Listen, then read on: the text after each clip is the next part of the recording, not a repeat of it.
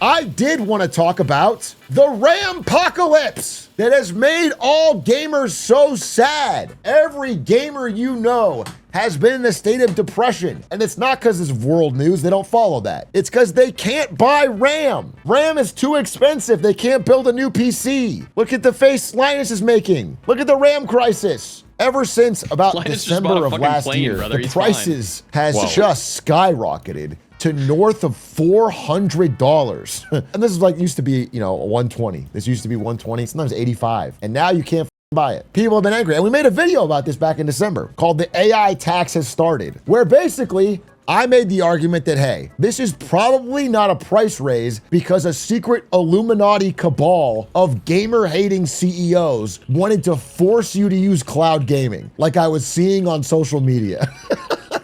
I don't think it's because of that. I think that's probably not the reason. They didn't decide all in December, let's fucking go. I think more realistically, the reason this price hike happened is because Sam Altman showed up to these three companies that control 95% of the memory market and said, hey, I have $1.4 trillion to spend. I want to buy all of the memory in the world.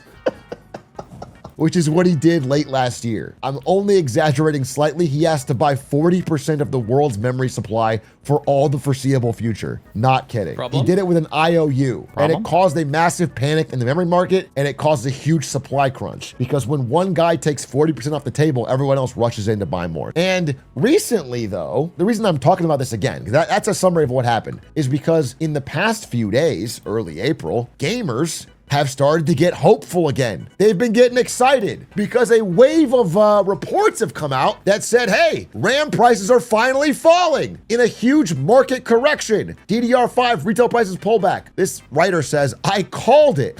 Holy! This one came out and said Chinese memory stockpilers are starting to panic. So this video comes out and it shows a Chinese memory stockpiler and he's whining. 内存大跳水了。砸手里了，砸手里了。啊！完蛋了，完蛋了。Now, I'm an expert on the Chinese language because I spent 2 whole weeks in China. What he's saying is, oh no, I bought all this memory and I can't scalp it. The American gamers will be so happy once they can buy this at lower prices. I'm pretty sure that's what he said. So, obviously, people are getting happy again. Linus Tech Tips came out and said, how about some good news for consumers who might have been looking to build or upgrade a PC? Yeah, the good news. Want to talk about that? Yeah. DDR5 pricing in China faces, this is a quote from, I think it's WCCF Tech said this, faces a complete collapse. Okay, so things are good, right? But then all these headlines come out and then people go to Amazon and they check the price of the DDR5 RAM they want to buy, and it's the same. It's $400. Prices don't go down. Maybe it's down like $15 or whatever, but it's $400, bro. Like all this noise, and people can't actually buy cheaper RAM. And so I wanted to do a deeper dive on this story. Like, what's going on? Why is there an indication that it might be going one way? Why is it going the other? And what I found is a very, very interesting set of infinity stones.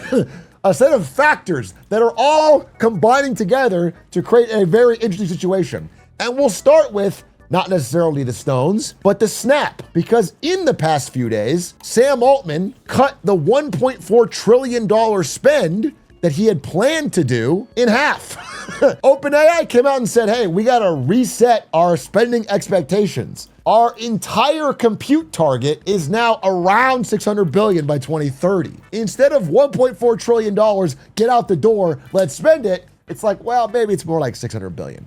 And that is because, as I've said over and over and over again, OpenAI is really facing more and more of a reckoning on how they're gonna pay all these bills, all these IOUs they've put out into the world. Their revenue is not growing nearly fast enough. In fact, Claude's revenue is growing faster. How are they gonna be able to pay all this? And that's becoming a real question. So they snapped this in half. After previously boasting $1.4 trillion in infrastructure commitments, OpenAI is now telling investors it plans to spend $600 billion. Do you remember the Stargate project? This was back in January of 2025, where OpenAI went up there with Trump and announced the Stargate project, where they were gonna put $500 billion with Masayoshi-san into building new data centers in Texas. And CEO of OpenAI, and I would say by far the leading expert based on everything I read. Sam Altman. So that's great. And Trump would know, guys. In together, that's a massive group of talent. And you can tell he really knows who Sam Altman is. Well, let's flash forward a little over a year from this announcement, and it turns out this flagship data center the plans are ending. The big expansion idea has been totally shut down. Most of what they were planning to build, they can't get the parts for or have the cash to finance. And in fact, it's not just OpenAI. Half of all planned US data center builds have been delayed or canceled. The truth is, the combination of like local government and local political pushback, the fact that you can't get the power, half the time they don't have enough power to turn these things on, and then there's parts from China that they're finding it hard to get in the quantities they need to build. So all these things are combined together to make the data center build out less concrete. And yet, memory prices are still $400. They needed all this memory to build the data centers. Why the disconnect? And that's what I want to go into, okay? By the way, OpenAI, even though they can't do their Stargate project the way they designed it, and even though they're cutting their spending expectations in half, they did still have time to buy a podcast. I truly don't know why. I'm not the only one who thinks this is pretty silly. By the way, this is a podcast they acquired for a reported sum of $150 million or more. And I looked up this podcast. No disrespect. I don't know who they are. I'm sure they're fucking amazing if you like them. But these views, maybe, are they big on Spotify? Like I look them up and it's like, what? This is $150 million? The OpenAI. I hate that I can't tell the views people get when they're not on like YouTube or something. Spotify doesn't show views for a podcast, does it? I don't know. Mine are on there, by the way. Search for, what do you search for? Destiny GG? Oh! Speaking of, holy fucking AIDS. Waiting. Very disrespectful to people with AIDS, by the way.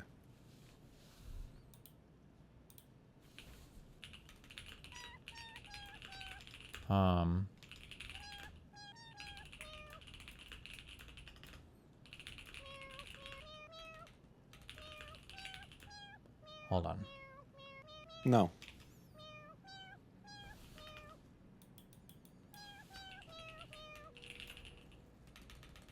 Moot, what do you think it's going to be?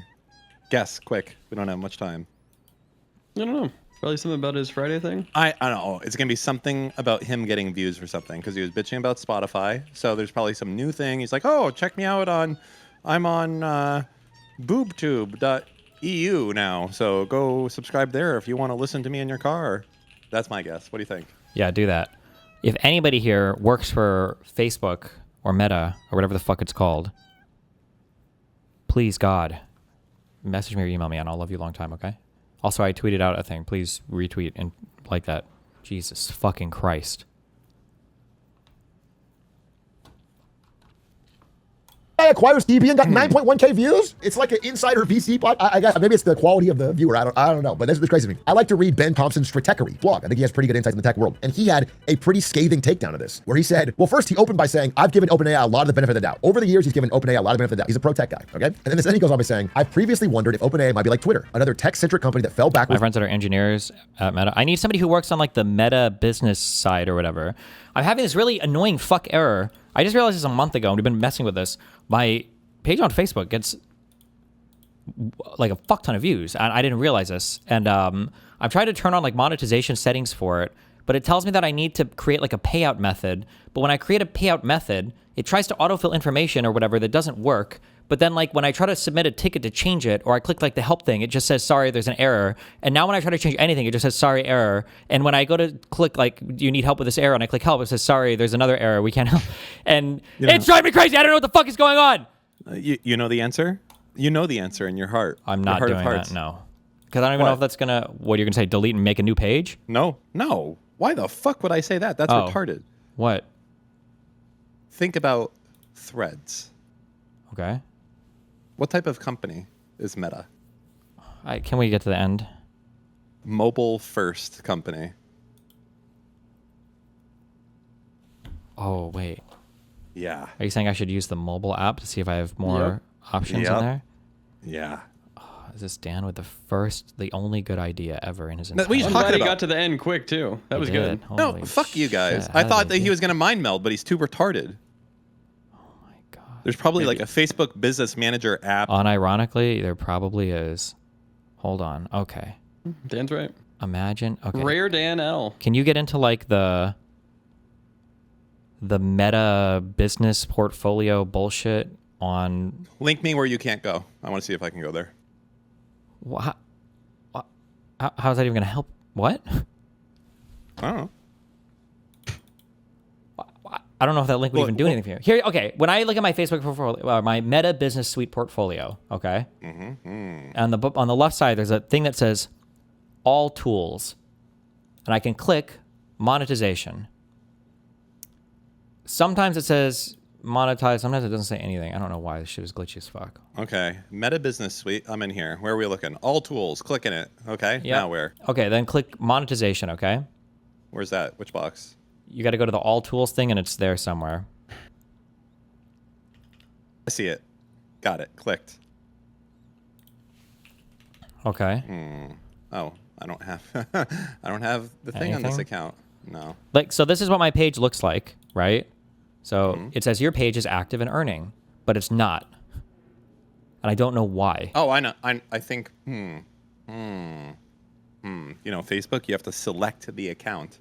This is probably like your personal profile. No. I've done all that shit. Trust me, I've spent an ungodly amount of time back here. If I click through to view page eligibility, even though it says that your page is active and earning, for content monetization, it says criteria not yet met. I don't know what that means. But then if I click like finish setup on stars, okay, to like set up a payout account over here, when I click next, I get this error. We're having trouble updating your payment information. Please try again later or contact support for assistance. Then if I click get help and I click email Can you us. screen share this or no? I'm posting screenshots in chat. Help me. Yeah, I know. My account won't get monetized, or I can't finish setting Yes, up it says payout options. Have you tried?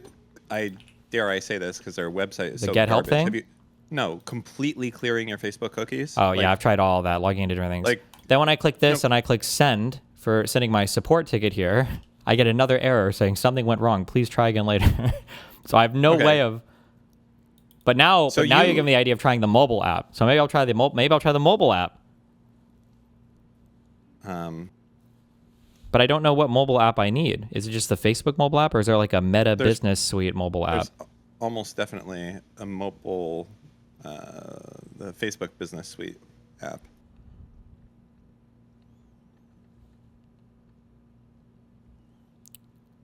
Meta Business.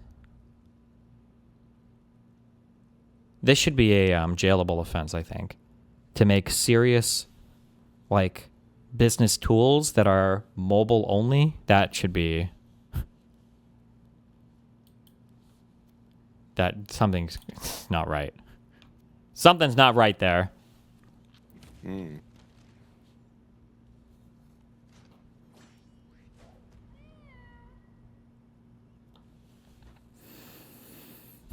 Mamma mia. Shut the fuck up, Mooten. God, I hate you. You need to pay for verification otherwise. I did a verification thing yesterday from my Meta Facebook business account, and it just has to wait for that.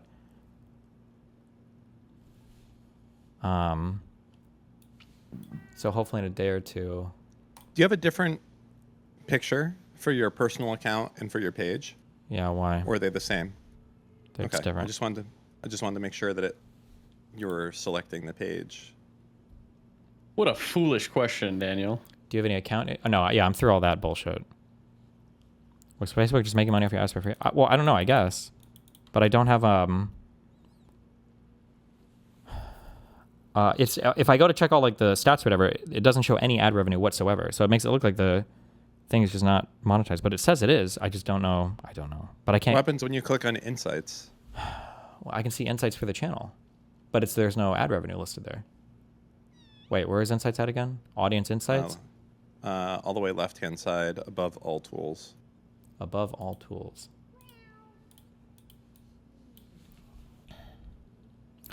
Bro, his recent video is 23 million. No, my Facebook is popping off. I checked this like a month or two ago because I thought like maybe if it was doing like 500,000 views a month, I would be like, that would be fucking awesome. But it's doing like 10 million plus. So I'm like, hold on, this should be generating like 6 figures a year of like ad revenue. I don't know how my people are crushing it. On my YouTube Shorts channel, that channel just posted for the second month in a row over 50 million views too. My Shorts content was doing really well in a lot of different places, but I need to figure out this Facebook shit. The Spotify thing is actually going well too, so we had to keep. I just went to facebook.com/destiny, and it is definitely not you. Good based. Mark R.A. Arnella. He's a realtor. Fuck. What was I supposed to click? Insights? Oh. If you're demonetized on YouTube, wouldn't it be likely you're demonetized on Facebook too, since it's all under the Meta umbrella? What? This guy's retarded. Please say something nice about the main channel. Me and Ark need this, please. I'll say something nice about it when there's something worth saying. No, I'm just kidding. No, the main channel's doing well. Good. The main channel's doing well as well. I think we posted another good month of the views are climbing. Doing a great job. Comment, we're slowly crawling back into life. Where is your Facebook page, by the way, that's doing all these views? I think it's facebook.com/DestinyGG. Oh, okay. It's definitely not this one then. Hold on. You get bigger numbers on Instagram than Twitter? Yeah, but I don't think you can monetize Twitter generally. Sometimes I think they do special invites, but...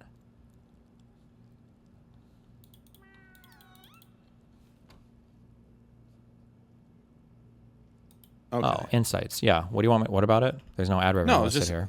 Wait. Let me see your screenshot. Yeah. Wait. Hold on. No, I think I see something. Look at the first one. Look at the monetization. The very first one you did. Look at the top right. Where? The very, very top right of the first screenshot. That is the wrong avatar. That It's should not just be trust showing me. it. It's not that. Okay. It's not. Yeah. This is like the account that I'm trying to look at insights for. Like, look, like, bro, this is, I don't know how much you've used this, but Facebook is the most autistic shit in the universe. Like, you have to have, I'm familiar. yeah, that's my ordinary Facebook account, because you need an ordinary Facebook account to run the Meta Business Suite. And inside the Meta Business Suite, it is the owner of the Destiny GG page, which is also a separate account. But yeah. I would try the app. Like, you can see here that, like, if you saw that last screenshot, like, I'm logged in on that top right on my main account, but in the suite, it's showing the stats for the page, right? Yeah. Asset ID. Is that the correct? Ooh, wait. Actually, hold on. Let me see. Wait a minute. Hold on. Maybe that's. Is that the profile ID? Is that what it's expecting for asset ID? Try finagling. Try put that which is your profile URL. I wonder if that does anything. Well, I've fucked around with this so much. I don't think it's going to be an easy. It's some bullshit. ID equals Business portfolio settings. Hold on, I'm in the mobile app now. I'm in. You know, back in the day of Redact, some of the ways that we had to like get support for random services was like early on for Twitter. You would be like, oh, Twitter supports an app for Samsung refrigerators, and they use this API, and it's much easier to use. And that's like, I don't know. You always have to. Different services have these wacky fucking ways of interacting with each other. So. What? But Facebook is atrocious. True. Boy, you fucking spam clips on this fucking channel. That's how they do. I wonder how much Dan slander is on here. I hope there's That's a lot. the real question. Okay, I don't even see monetization options on this fucking app. Business portfolio info? Nope. Ad account settings. This is for buying ads, I think.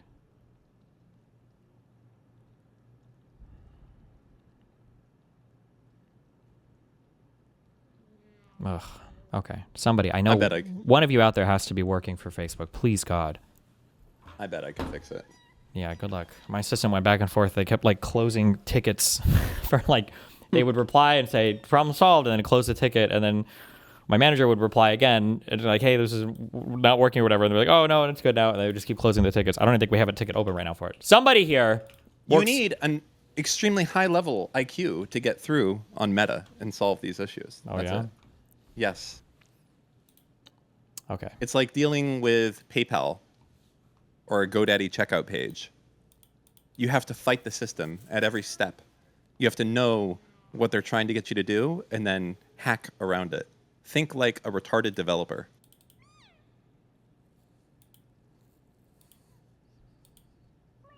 We just call those developers. Oh, finishing the stage equity. Into a huge market and never develop into a functional business because of it. If Twitter is a clown car that fell into a gold mine, OpenAI might be the short bus at the end of the rainbow. There's supposed to be a pot of gold there, but it never quite seems to materialize. The colors are fading, and worst of all, there isn't much evidence that anyone knows what they're doing or that there's any sort of overarching plan. And like, if you know this guy, this is a pretty scathing statement. He's like generally an optimist and generally but clearly their decisions, I mean, like, you know, throwing all their money into things like Sora and ads and then canceling those things and then the ads not really paying off at the current level. He said down here, ads are bad, which OpenAI did say, until they're now the plan. Then Meta executives are hired en masse, and then the ads they launch are low effort, keyword driven offerings. Again, the ad quality on OpenAI has been terrible so far. Apple's a partner until they hire Johnny Ive to build a physical product, but then Johnny Ive is still out working for Ferrari. Meanwhile, their competitor Anthropic is focused directly on enterprise and shipping. Google's encroaching, and the answer to all that is to buy a podcast. What is going on here? So look, obviously, I could do a whole separate video on how OpenAI seems to be making misstep after misstep. And GPT-6 better go fucking crazy, or they're looking like they're consigned to the dustbin. But at the end of the day, it comes back to this. Why is this price still high if all the data centers are slowing down production? There's like 5 different reasons. I'm not kidding. The more I looked into it, it's like this insane perfect storm that is hitting at the same time as other things are going down. First of all, Sam Altman, when he showed up to the memory companies back in late last year, he signed what were called LOIs, letters of intent. These are non-binding. He basically said, we're good for it for $1.4 trillion, but there's going to be no legal ramifications if we don't pay. Wait, what would be the point of a letter of intent if there's absolutely nothing? Okay, I don't know what's going on with chat. I blame Cloudflare or something else. I don't know why chat doesn't work. Okay, someday it will come back, but for now, not today. Works for me. J Doctor. There's got to be some kind of like down payment or deposit or something for a letter of intent, would be my guess. Is not on the hook for the money he promised. However, this is the interesting part. Everyone else that rushed in after him in the panic is people like Apple. So late last year, early this year, Apple sent executives to book extended hotel stays in South Korea to negotiate long-term memory deals. Everyone was so panicked because of the rising prices that they all flew out to South Korea. Apple, Amazon, Microsoft, they all flew out and locked in 5-year deals at the higher prices. The demand, everyone was so scared of getting locked out that this letter of intent by Sam Altman caused a panic that caused all the memory prices to get bought. AMD's Lisa Su flew to South Korea to secure memory. And Samsung at the time considered 5-year memory contracts. Okay, locked in these long-year deals. At the same time, okay, this is bad news. That explains why, somewhat, why memory prices might still be high. However, there's a reason gamers could still be happy. Another influence from a different direction. That is Google. And I'm not talking about fucking Stadia. I'm talking about TurboQuant. Because in the past few days, there was a small but rapid dip in memory prices because Google found a new way to compress the context window of an LLM. Basically, when you're talking to your AI boyfriend, it can only remember so much of your chat history. But now they have found a way to compress that 6x. How did they do that? I'm gonna explain it by this image they showed. I have no idea what it means. But apparently, it's middle out compression. If you I get it. Because I played the color game a few times. I got this. Watch Silicon Valley. Thanks to this image, they figured out a way to compress the Have you seen the revised GDP numbers for Q4? Yeah, isn't it like 0.5% or something? context window, which again is the most memory demanding part of an LLM 6 times. So that uses way less memory. And when this news came out, it legitimately did cause a panic in the memory market because they were like, holy fuck, if AI needs 1/6 the memory, then all of this buyout has been insane. Like we need to panic right now. However, unfortunately for gamers, you're about to be sad again because of this man from the 1800s. His name is William Stanley Jevons, and he, thinking emoji, figured out Jevons paradox, which is why the market did not crash memory prices. Jevons, seen here in the 1800s, noticed something. He's a bit of a noticer, okay? And he noticed that everyone was using this shitty, inefficient steam engine to do things in the 1800s. He noticed that it took a fuck ton of coal, they put it into the steam engine, and then it did an action in the factory. And he's like, hey, how come whenever we invent a brand new, better steam engine that uses less coal to do the same thing in a factory, how come we're not using less coal? And what he realized was, instead of saving on coal when this gets more efficient, people just build more factories. The truth is, Jevons' paradox is the idea that as these costs get more efficient, people just find new ways to deploy it and you end up with a greater total demand. A modern example might be that, like, it used to be really, before modern compression algorithms, sending even a 360p video took up a lot of bandwidth. The idea would be like, oh, if we find a way to compress this video, you would use less bandwidth in your phone. But in fact, what we did was just stream a lot more and 4K and watch Atriarch while watching One Piece while scrolling TikTok. All in higher qualities. Like, the idea is we actually consume a lot more as it gets cheaper and more efficient, not less. So in this case, the idea is that even if Google is correct here and they can compress context windows and use less memory, we're just going to go from this conversation with our AI boyfriend to this one. We're just going to use longer context windows and they're going to make more AI stuff. Like, the idea is not that they'll be losing less memory. So again, that is a reason why memory prices are not going down. And then additionally, let's fly whoosh out to a factory in South Korea where most of the world's memory is made. This is like one of them right here. What do you think are some of the inputs that are really important going into this factory? Well, I'll tell you. On one side, there's energy, largely through liquefied natural gas, LNG. On the other side is helium. Helium is extremely important. I don't know if you guys have possibly, if you guys are deep cut enjoyers of the news, if you're really tuned in, you might have possibly heard about the Strait of Hormuz. in the past few days. If you're really locked in, maybe this crossed your mind. It turns out that energy and helium to South Korea are both products of the Strait of Hormuz. And so, as South Korea flags uncertainty from Qatar LNG plant damage, and as helium stocks of South Korea's chip makers are only going to last until June, this panic is causing memory prices to rise, even as data center demand might cause it to fall. It's all counteracting. Additionally, another thing is happening. Another thing. So, because memory prices have been so high, again, go back to this $400. Because they've been so high, the memory companies have been making incredible windfall profits. Samsung is cashing in on the memory crisis as it estimates profits of over 8 times this period of last year. They love it. Everybody wants to buy their shit. All the tech companies and consumers and everybody. They're paying top dollar prices. They're bidding war for their stuff. Congrats, I say begrudgingly. However, this money that Samsung is making has not trickled down to their employees. And so guess what? They're going on strike. They just ratified a massive Samsung plant worker strike at the memory factories, which make a large part of, again, only 3 companies make this memory, and one of them's having a big strike, a 17,700 worker strike. So this is another reason memory prices are going up. So as you can see, even though Sam Altman and his fake IOU have been exposed, and that was initially causing a crash along with Google TurboQuant, all of this is happening at the same time to keep it high. And so realistically, when, you're probably asking the question, okay, so when are gamers gonna actually be happy? When can I actually build my new PC? And I have built an unfortunately sad timeline for you here. Based on what we're seeing, now is the bad time. Now is the red area. You are going to get $400 RAM. Actually, in fact, it's not only bad for gamers, but a lot of people, because reports are coming out that it's going to inflate phone prices in the next year, laptop prices. A lot of things are going to be inflated because of this RAM price. Consumer electronics are going to be expensive. However, because of this demand, a lot of companies are starting to set up new factories to adapt to the demand. Again, there's a bit of a race between the 3 competitors. So realistically, if you can wait to build your new PC, I mean, you're probably going to play fucking League of Legends with it anyway.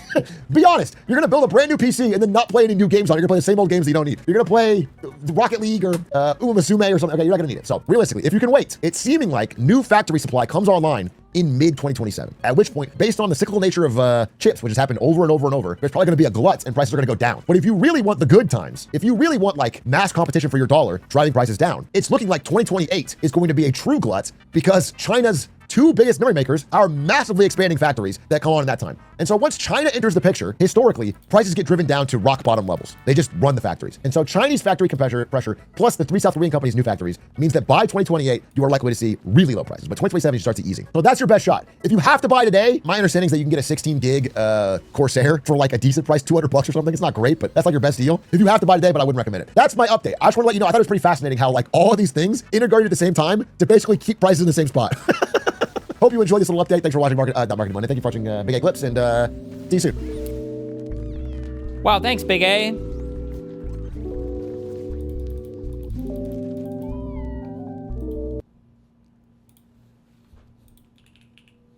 Uh-oh.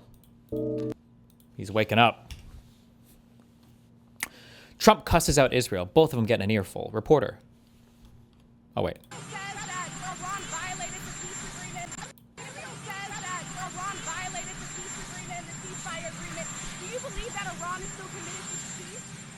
Yeah, I do. They violated it, but Israel violated it too. Are you questioning if Israel is committed? Israel, as soon as we made the deal, they came out and they dropped a load of bombs, the likes of which I'd never seen before. The biggest load that we've seen. I'm not happy with Israel. You know, when I say... It's the same thing that Putin does every time they have a talk. Holy shit. Hey, okay, now you have 12 hours. You don't go out in the first hour and just drop everything you have on them. So I'm not happy. Wait, this is from the 12-day war? Oh, this isn't even a recent video. Oh, who fucking linked this? Fuck you. They do this, though. It is funny that this... Technically, this fits perfectly for what just happened a couple days ago as well. And it's happened for Russia every single time, too. With them, I'm not happy with...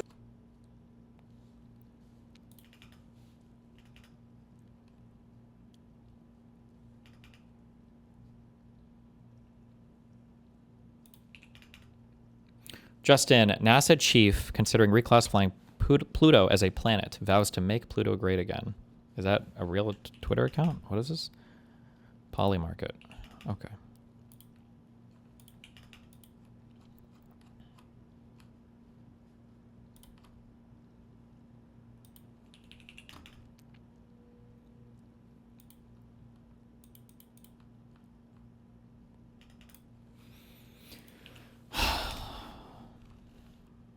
LTG Jet Q&A. Let's listen to Hill Dog. She wrote an op-ed.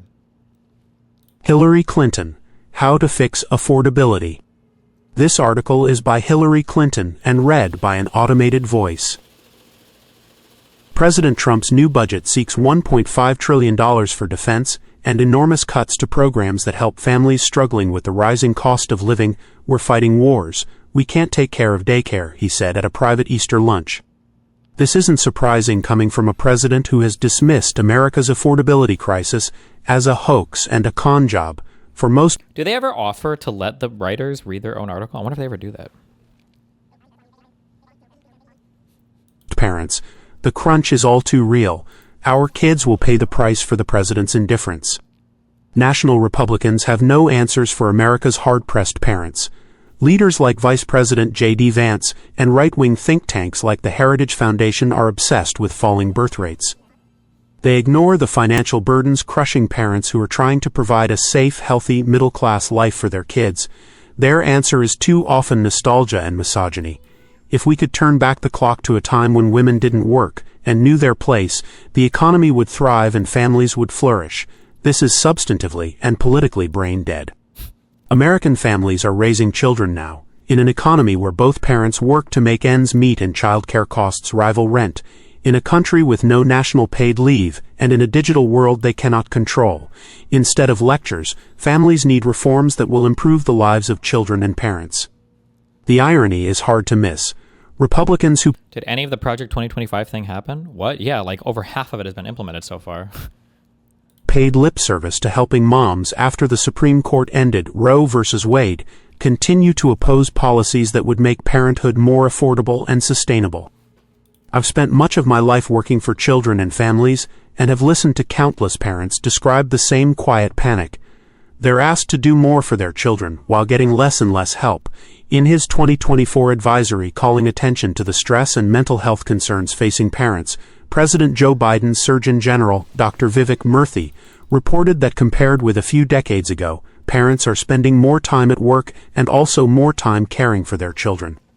No wonder nearly half of parents report overwhelming daily stress, roughly double the rate among other adults.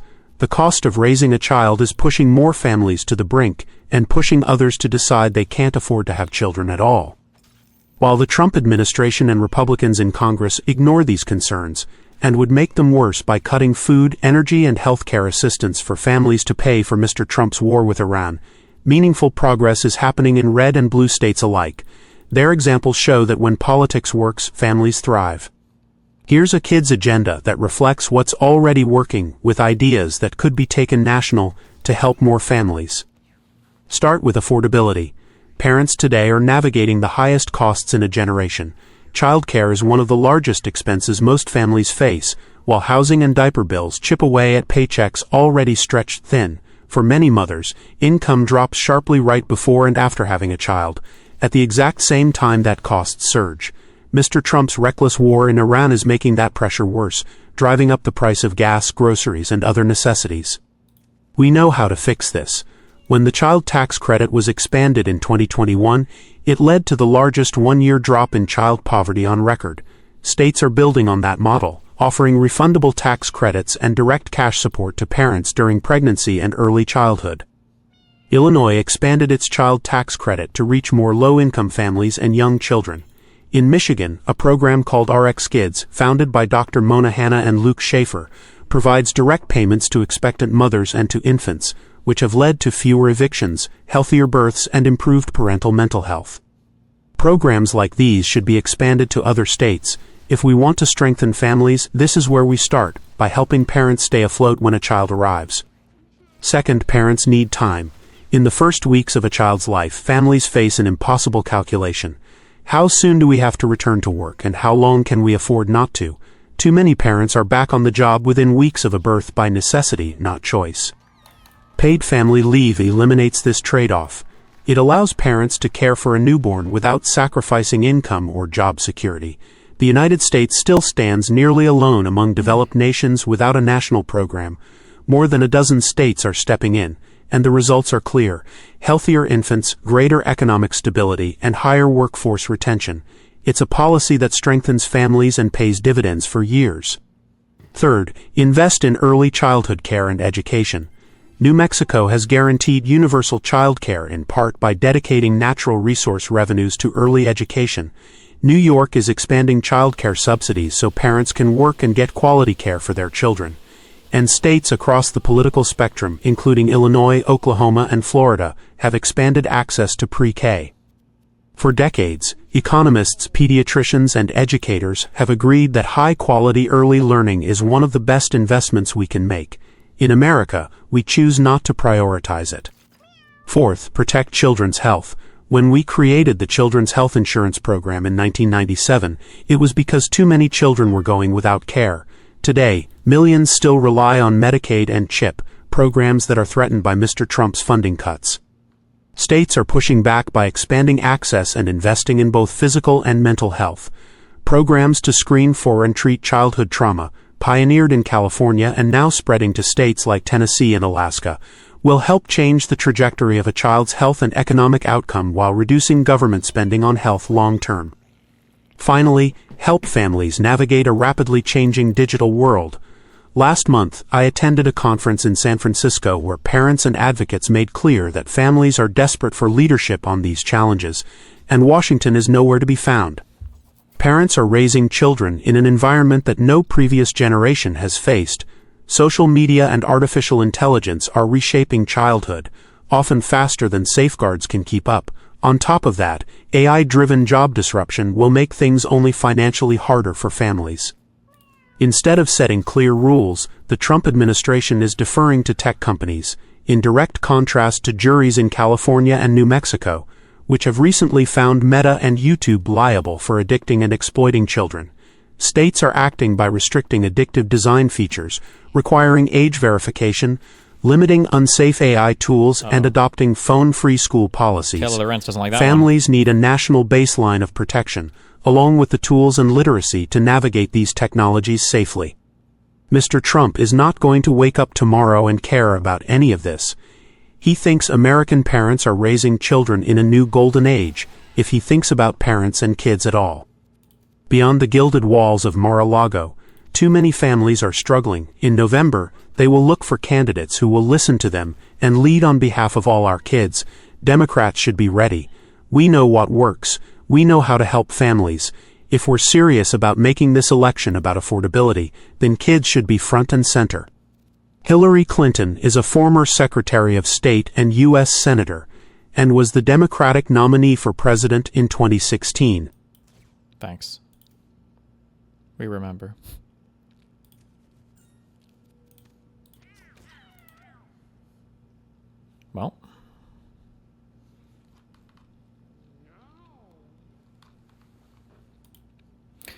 Well, usually everything when you invest in them, it has like kind of like trade-offs. You've got to take some pros and cons, but there are like some things that are just like no-brainer investments that I wish we would just not take for granted. Things like, there's a lot of healthcare related things like preventative care and everything, or like dental stuff.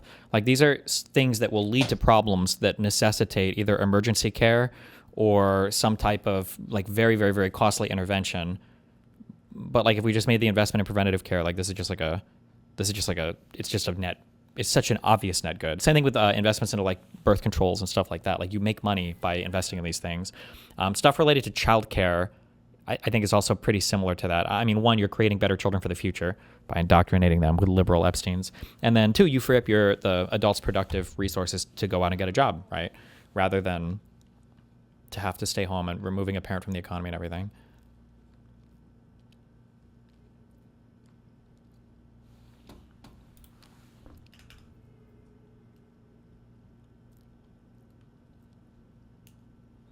Breaking news, Hassan Haidt in doubt. Uh-oh. We haven't had any Hassan slop today, have we? Article, which, by the way, you might think is actually satire. It's not. I'm going to read the title from the Washington Free Beacon, covering the enemies of freedom the way mainstream media won't. Okay. Too short to serve. Hassan Piker brutally Haidt-mogs pocket-sized manlet Abdul El Sayed. Terror-adjacent socialists habitually lie about how tall they are. Analysis finds.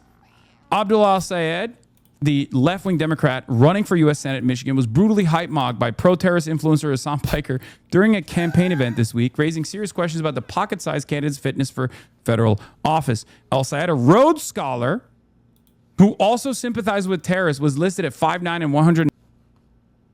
I saw some video of President Clinton yesterday, and holy fuck, that guy was a political machine, so talented and charismatic.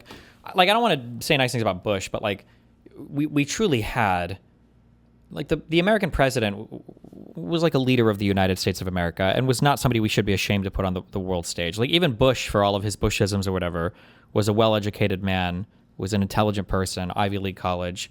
Obviously, Bill Clinton, you know, funny dude, played the saxophone, okay? Great guy, banging wife. Shut the fuck up. Obama, this is like your model Black American, happy family, well-spoken, super well-educated, like good statesman. Like, to go from all of that to Trump is it's just unbelievable how horrible.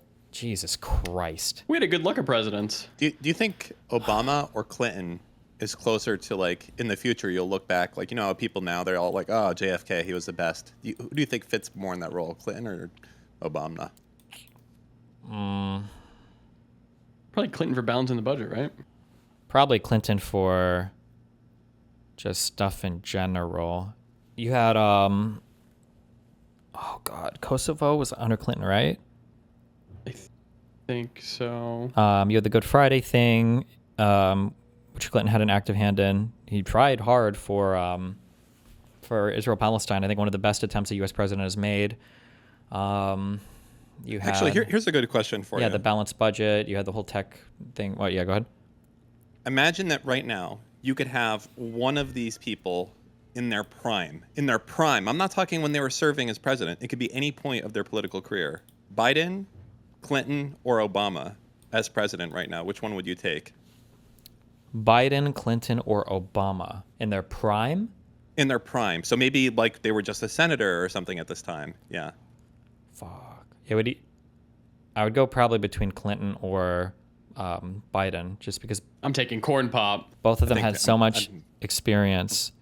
Biden seemed like a fucking, like a legend. Yeah, he did. Biden just, the thing is, because of his age, but it's also the thing that hurts him is his age. But Biden just has so much experience navigating Congress and having personal relationships with everybody, and then knowing so many different people around the world and everything else.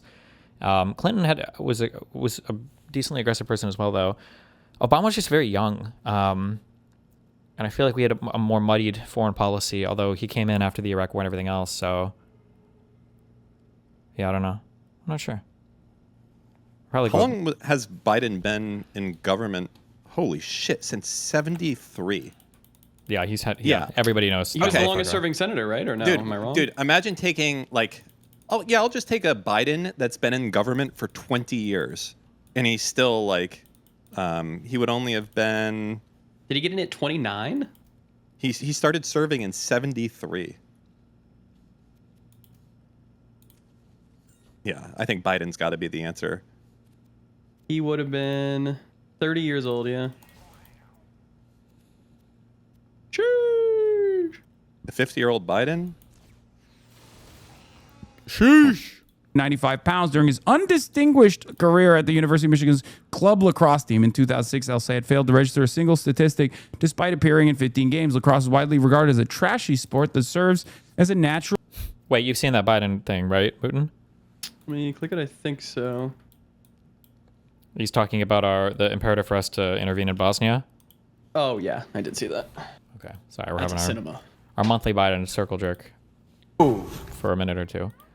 Where was this NATO? This United States person for NATO? To state what our vital interest is, this administration and others who support it are afraid to use the word. The N-word. No, I'm just kidding. Stop.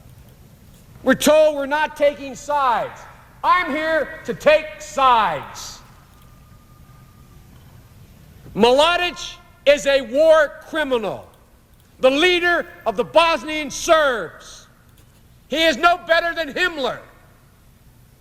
He is no better than Goebbels. He is a war criminal.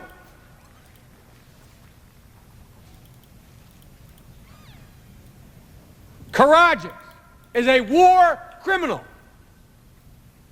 And I might add, the leader of Serbia, Milosevic, is also a war criminal, although he's the only one not indicted so far. Have you ever seen the have you ever seen like European countries' views of the United States?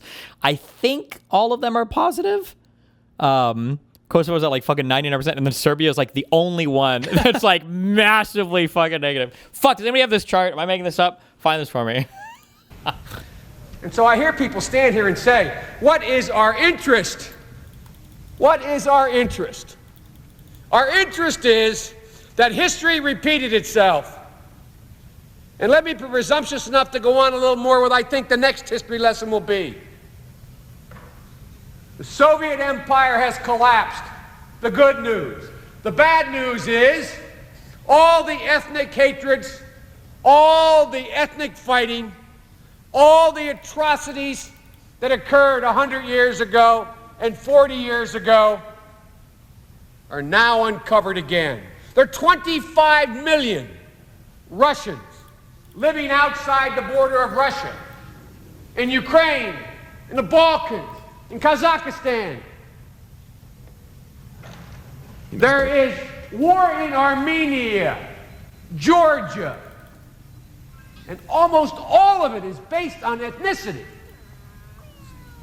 And what is the message we send to the world if we stand by and we say, we'll let it continue to happen here in this place, but it is not in our interest. We don't fear that it will spread. I'm not here to tell you if we don't act, it will spread tomorrow and cause a war in Europe or next year, but I'm here to tell you within the decade it will cause a spread of war and a cancer and the collapse of the Western Alliance. And what's so important about the Western Alliance? NATO for NATO's sake, so we can beat our breast? What I'm about to say is going to cause me great difficulty if I'm reelected and come back here as the ranking member or chairman of the Foreign Relations Committee. But Europe cannot stay united without the United States. There is no moral center in Europe. When in the last 2 centuries had the French or the British or the Germans or the Belgians or the Italians moved in a way to unify that continent, to stand up to this kind of genocide? When have they done it? And the only reason anything is happening now is because the United States of America finally is understanding her role. So we do have a national interest. Our national interest goes well beyond the genocide that will spread like a cancer. And I will not take the time because others wish. What a guy. I don't even know if Trump knows anything about history or anything about anything, literally. I'm not even really convinced he knows anything about real estate. I don't even know. I mean, he used to. I don't know if he does anymore. I don't know if he does. He wrote the map perfectly. Yeah. Now, back in the day, you can see some videos of Trump speaking at a like a zoning appeal board. Yeah, I saw it. It's like, was it like really like, oh my God, there's some deep knowledge? I don't know, man. We believe that you're not doing the same thing. You tried to ask me that question before, so repeat. Look, I said, but just hold on, can I finish, please? The question you asked me before at the exclusive I gave you on the ranch was, you said that we were winning in the past. I also said that there was tough fighting. Make sure you put the comments in place. So what I'm going to tell you now is we're making progress in Afghanistan, but there's tough fighting. I'm under no illusions that this isn't tough. I know full well we're dealing with a determined enemy. I believe it's in our interest that we defeat that enemy. Okay. We would watch pro-Bush stuff, but the hum is too much. Uh-oh. Time to shut on Canada. When the budget was released... What? I don't know. I don't know if it's real. It might be real. I don't know. This is real. Oh, God. When the budget was released, I was shocked to find out that Prime Minister Carney is cutting $7 billion between Indigenous Services Canada and Crown Indigenous Relations. They provided $0 to deal with the ongoing genocide of MMIW G2S LGBTQIA+. No shot. That's why I'm saying I don't want to. How much did she rehearse that to get it right? She's a god. How also, I feel like long? This is just bad. It's just a bad look. This shouldn't have happened. How long? NDP are fucking morons. How long? This is abhorrent. This is callous. This is callous because the very liberal government that has stripped organizations of life-sustaining funding has now committed $13 billion. $13 billion on military spending. Who is paying for it? Indigenous women across this country. I'm so sorry. I'm not trying to be mean. Actually, I am. How much in taxes is the average Indigenous woman living on Indigenous territory paying? Are they really paying for it? Or does she mean paying for it as in stuff has been removed from the budget for them? I guess. I don't know. Indigenous women, girls to us, LGBTQIA+, are not safe. In fact, rates of violence are increasing. And what is the Prime Minister doing? He is turning a blind eye on this violence. You know, the Prime Minister talks a lot about projects of national interest. What is in the national interest are the lives, safety, security, and dignity, not in the national interest of Indigenous women and girls to us LGBTQIA+. Is the Prime Minister okay having Indigenous women to us LGBTQIA+ family members and organization coming to Parliament begging time and time again to see our humanity? Is he okay with that? Well, clearly, with his behavior the other day, laughing at a woman from Grassy Narrows who is suffering from mercury poisoning, having to beg for an apology, is an example of how this Prime Minister has turned his back on Indigenous peoples, particularly Indigenous women and girls to us LGBTQIA+. And what does that look like? It looks like rates of violence increasing. Mr. Moon, can you get that as a sound effect for us? The first one. You got. I guess I don't know how much of like a cultural or budgetary issue the Indigenous people are for Canada. Maybe it's like it just gets a lot of airplay. It's not actually that much. But like, if it is, like, Canada needs to figure out a better way to say like. I think they give the same amount to our Indigenous people as the United States gives to theirs. Well, I don't think we have the same issues. Like, the Indigenous people have like their own land and they run all their own shit. Yeah, the United States still gives them money though. Yeah, but I feel like in your place, this is just a feeling I have. I could be wrong, but it feels like in your place, the Indigenous people have so much more say over like what runs through their land. Like, you've got to try to appeal to their boards and everything if you want to build like pipelines. Yeah. And then they get like the policing forces from Canada and everybody are expected to go into Indigenous areas to like solve crimes and everything. But the Indigenous people also don't want to be policed by Canada. And so like they don't report crimes and shit, but then they accuse the cops of not helping them. And it just seems, and then they have like their own schools and everything else, and that all kind of suck shit, and they don't even have, and their languages all suck. I might be like really overloading this, but like it just seems like really shit. Like really dog shit. I don't know. Yeah, I don't know enough about it yet. Also, the land acknowledgements. Yeah. Those are stupid. I don't know, man. I think we should just give them casinos. True.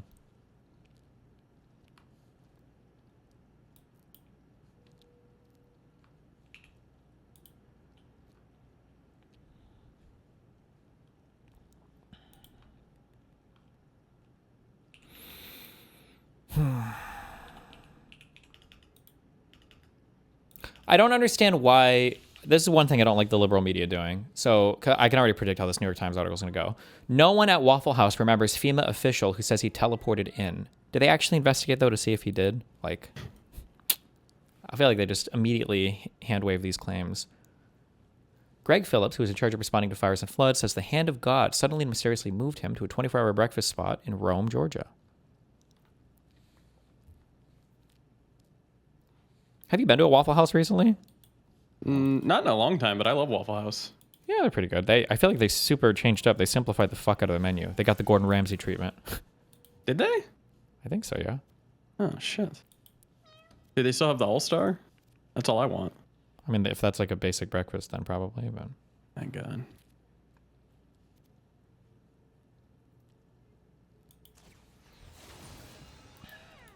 Did you see the Hank Green moon video? No, what's the moon video? Hank Green moon. Apollo 11 was the worst moon mission? If you know any mission to the moon, you know Apollo 11. Neil Armstrong's One Small Step, Buzz Aldrin, Cavalier Genius saving the mission with a ballpoint pen. You're more likely to remember Michael Collins, who didn't even go to the moon, than you are to remember any other Apollo astronaut. For many completely legitimate reasons, Apollo 11 was the biggest and most important space mission. The new one. Well, this is 7 days old. Is there a newer one? Explaining the most important Artemis II photos. Oh.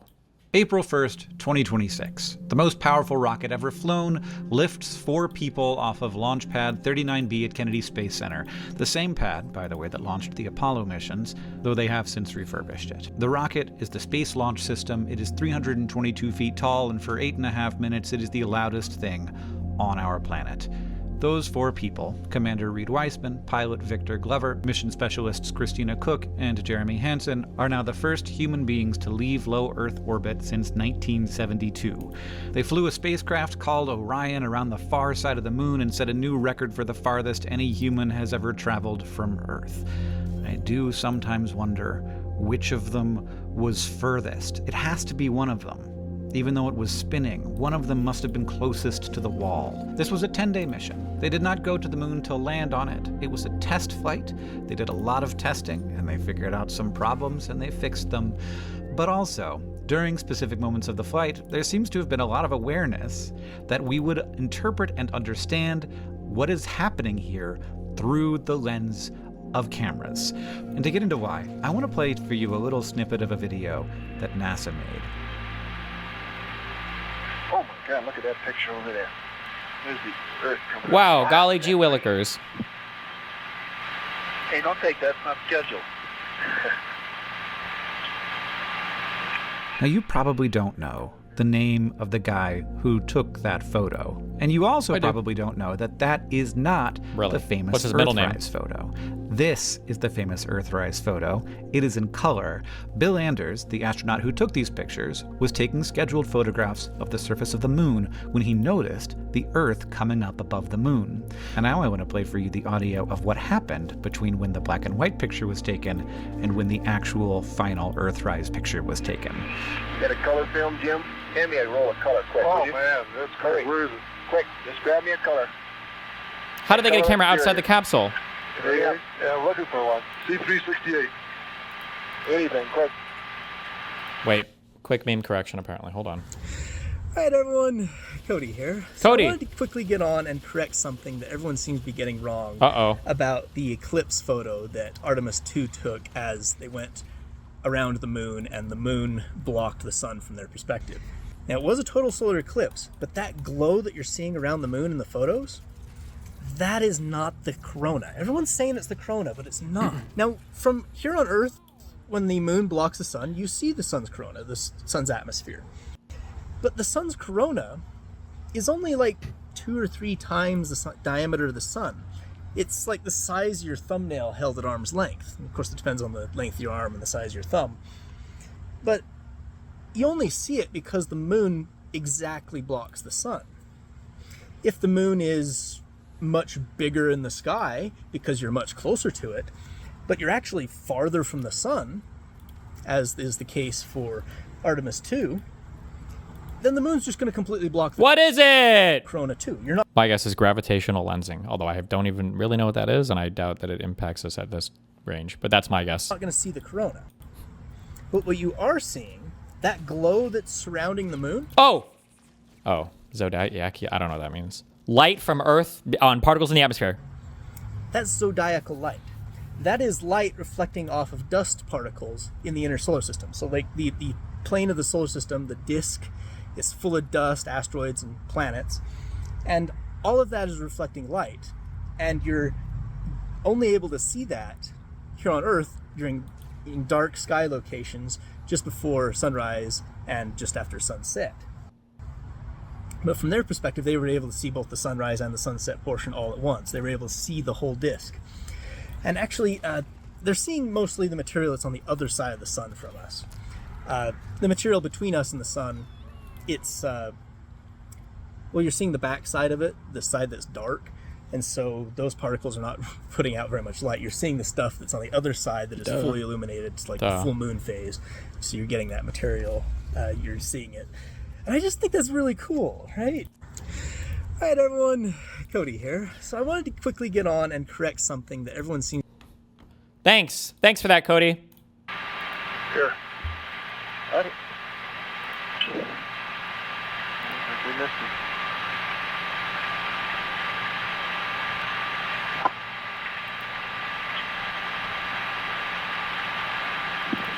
Hey, I got it right here.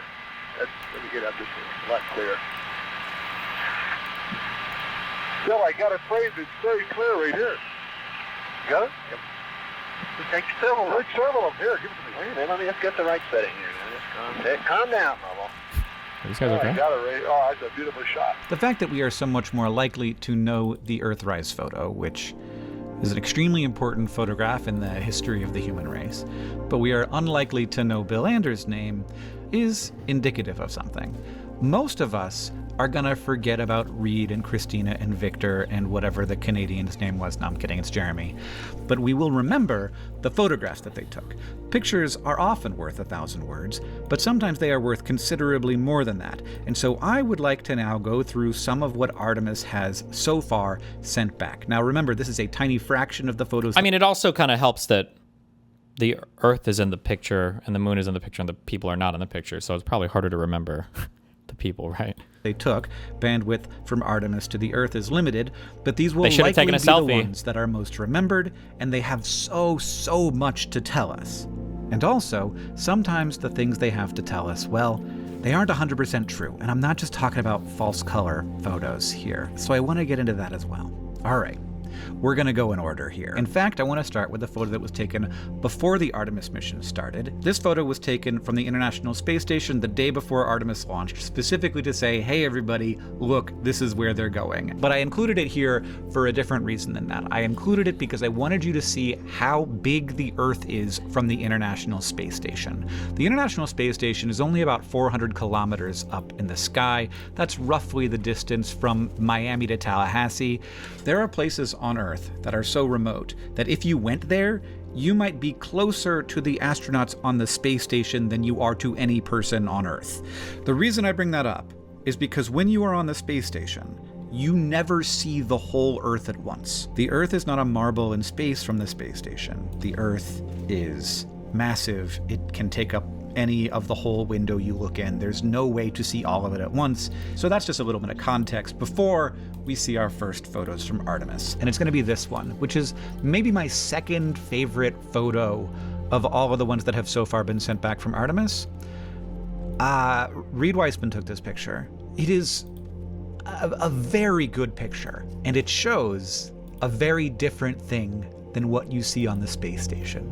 So this happened after the translunar injection burn, which was on April 2nd. So they are headed away from the Earth now and headed toward the moon. And you can see that the Earth is now our marble in space. You can see the whole thing. And I just think that that's a very different experience in the way that this photograph contextualizes the Earth as like a small piece of the photograph in which most of what you are seeing is this human creation, this like nuts and bolts of the Orion capsule is mint. I like this photograph very much, but the main thing that I wanted to say about it is like, look, it's different when you see the marble. Now, briefly, I want to talk about this photograph, which is a dark side image of the Earth. So the sun is on the other side of the Earth. It's just lighting up this little crescent on one side, and you can see some city lights. And you might be wondering, if the sun is on the other side, how can we see anything besides city lights? And the answer is that the astronauts for the Artemis II mission launched during a full moon. And so what you are seeing here is moonshine, which is a word that has more than one meaning. But in this case, the full moon is bouncing light from the sun back to the Earth, and that is what is actually lighting up the clouds here. And down here in the lower right-hand corner, that's Venus, interestingly enough. But they also took a different version of this photo, which is my third favorite photo. It's the most interesting photo I think that we're going to look at in total. This is basically that same photo that we just looked at. If I go here, do I have to sacrifice something? Is there any point to sacrificing more cats? but with a longer exposure. So now Venus down here is much brighter. We see this glow off to the bottom side of the planet. And we also see lots of very interesting features. So up at the top here, you can see the green of the aurora, and down at the bottom, the green of the aurora. This is actually, the Earth is upside down here upside down from our understanding of Earth.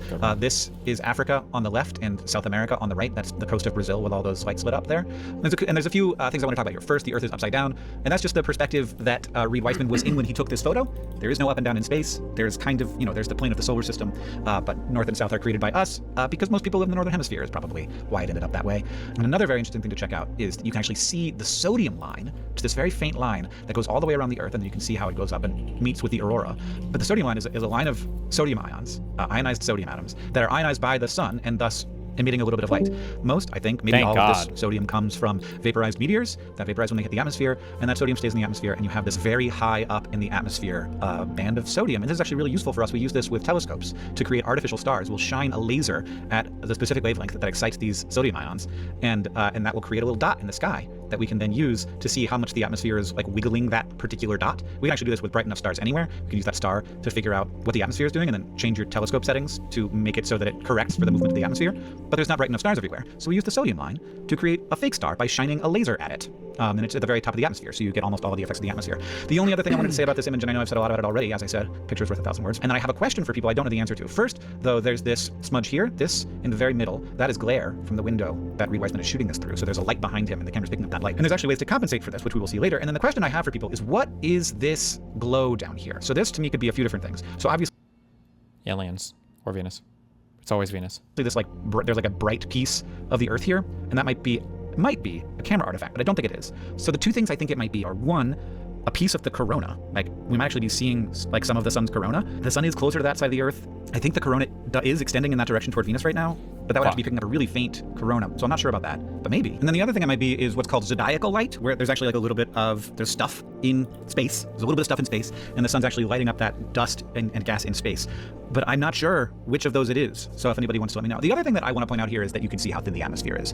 And of course that sodium line is very high in the atmosphere. It is in no way anything close to breathable up there where the clouds are. You cannot really distinguish the cloud layer from the layer of the planet. And it is just so, it is a big planet, and the atmosphere is so thin. It is such a little shell that we all exist inside of, and that we all immediately die without. But it's not going anywhere, thankfully, thanks to gravity. Now, I have to say, I am skipping many excellent photographs. This video is going to have to be a somewhat manageable length. Here's Reed Weissman's face looking out of a window at the Earth, and dang, that's nice. That's nice. We also have one where Christina Cook is doing this. Of course, the Earth continues to get smaller and smaller as they burn away. It's very small. This is like the kind of thing that makes me feel really, just that bottom of my stomach drops out of me. But they trust the math, and they know they're coming home. And then, of course, as they go, this almost looks fake. There's something really wonderful about that first photo that looks really real, whereas this almost looks like they just taped a poster of the moon on the wall. But the moon is getting bigger as the Earth is getting smaller. I also love this photo for just showing how, the underbelly of an airplane these things are, with all of these duct-taped wires and pouches and dials and switches. Very good. So here's our first picture with the moon and the Earth in the photo together. And what's happening here is that Integrity, which is the name of this capsule, Integrity is moving to the left, and so as it goes around the moon, the Earth is going to set behind the moon, and so you will have this Earth set moment. So this is the first of those photos, which is very good. They're all very ready for this in a way that the landers was, of course, not at all ready for what was going to happen. They know that this is going to happen both because they're prepped for it, because they've done the geometry, and because it's happening. The Earth set is occurring, and it's just going to keep getting closer and closer to the moon. I really like this photo. I like the distance involved. I like the crescent matching the crescent here. Is this just, are we just, what? I don't care about the moon. I don't care about space. And I also want to point out, I'm not a space gooner. So the astronauts are moving across. Now, what I will say is that there is no orientation in any of this, but if it is simply the orientation of the craft, the Earth is going to set not over the horizon of the moon, but behind the side of the moon. And that is not how it is going to be presented to us. So that's one of the little lies of EarthSat. Now, what I will say is if you were on that part of the moon, it would be the horizon. Actually, before I get into that, let's just go to the next photo. Here we have my favorite image of Artemis, my favorite image of the moon, possibly my favorite image of the Earth, all in one. It's the photo that launched 1,000 desktop wallpapers. This is the far side of the moon where there are way more craters. There are actually not more craters because there were more craters. There weren't more impacts on the far side of the moon, we think. What in fact definitely happened is the near side of the moon, the side that we see, the crust is much thinner. We think, we're not entirely sure why again, but we think because it was the side that faced the Earth, and so it pulled magma toward it. It might have pulled heavier elements toward it, which are more likely to be radioactive, which are more likely to generate heat. But for whatever reason, the crust is much thinner on the near side, and so there were more volcanic eruptions, there was more lava flow, and so all of that relatively young part of the moon happened on that side, whereas the other side of the moon doesn't have those lava flows, and so basically catalogs the entire history of impacts in the solar system. You can also see these stripy areas. Those are crater chains that I think were formed when there was a large impact some distance away, and then ejecta fall down in these lines. Boom, boom, boom, boom, boom, boom, boom. And you get these lines of craters that radiate out from larger impacts. I think That big impact that's right up at the top right-hand corner, I'm pretty sure that's Orientale, and I'm also pretty sure that those crater chains are from ejecta that came out of Orientale, which happened at the end of the Late Heavy bombardment. We can barely see Orientale from Earth. It is on the side, whereas the Artemis crew is going to fly right over this and get amazing views of it. And then these crater chains are probably, I don't know if this for sure, but I'm guessing that they are created by ejecta from the Orientale impact, which is this huge impact. You can also see this older impact basin, so you can see that happened earlier because it has a bunch of craters on top of it, and that's like a double ringed one, which is when the object is big enough that it kind of turns the hard stuff of the moon into a liquid, and it creates these like ripples that get frozen after the impact. And then there's also okay. I don't care. Fuck the moon. Jeez Louise, man. It's amazing that these paid actors for Israel are still doing this ludicrous propaganda. After Israel commits a genocide and drags us into another disastrous war, all of Israel's critics on left and right are anti-Semites, according to CNN. Television is wasteland of propaganda. It looks to me as though this conversation on the right, the new right in particular, which is suffused with anti-Semitism, is a version of the conversation that Democrats and the left struggled with the last election, which is you have a part of your base, a very loud part of your base, that is framing the conversation in ways you can't defend. And right now, the administration feels like it's just ignoring that part of it, right? They're ignoring the fact that after courting a Nick Fuentes for many months, that all of his critiques about Iran also are deeply rooted in anti-Israel and anti-Semitic language. I think that Adi, I'm glad you brought that up, and I really do think that the one through line amongst the extreme left and extreme right in this influencer space is their desire to attack Jews on a daily basis, their obsession with Jews, and anti-Semitism is pervasive. Wait, who is this but guy? how long can the White House ignore that part of it? Well, the president... It looks to me... I don't think so. Okay. Does he look like he's like the special brother of the Barstool Sports guy? Am I crazy? About the one on the right? Iran also. I'll give you a little bit. Okay. Oh, wait. Does anybody real quick have the...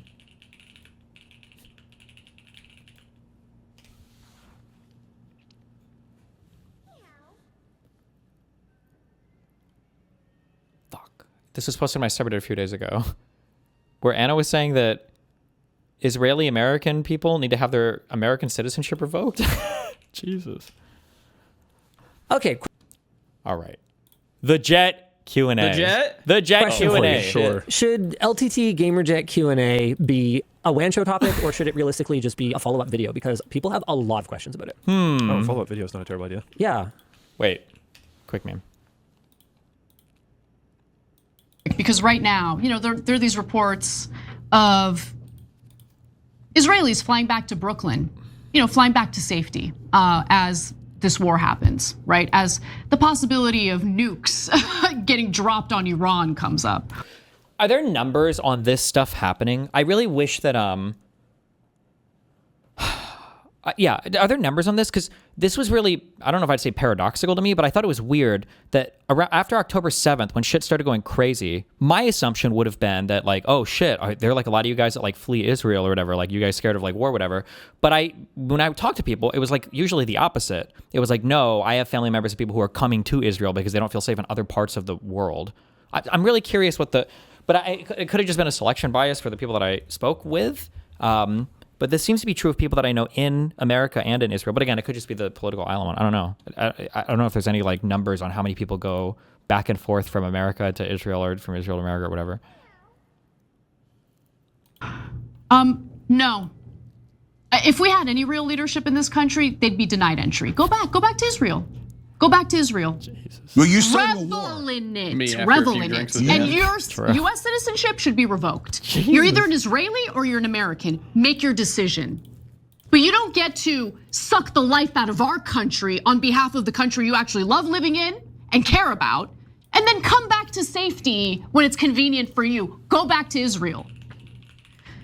By the way, that whole mission of saving that pilot, the one that Trump is celebrating today, I think it's all lies, okay? I think that our military was actually there to try to get the enriched uranium. I think that special operation went south. it was a complete and utter disaster, and our government doesn't want to take any ownership of it. I think that's what actually happened. We ever talking Michael Tracy again? Maybe. Now, that's my speculation, yeah, but I have probably at reason some to point. believe it considering the aircraft that was involved in that whole situation. But I digress. My queen. I gotta watch her. She's saying what we're all thinking. Oh, wrong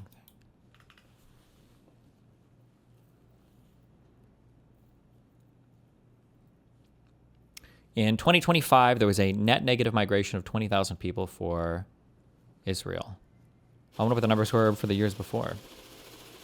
The total population rose 1.1% during the year to a record 10,178 million, about 10 million.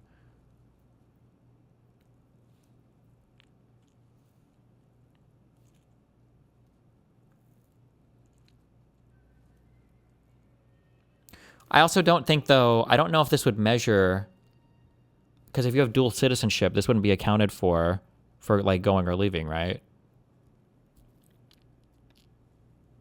Would that be considered migration or not? I'm not actually sure. Give me my jet slop. Yeah, we're about to.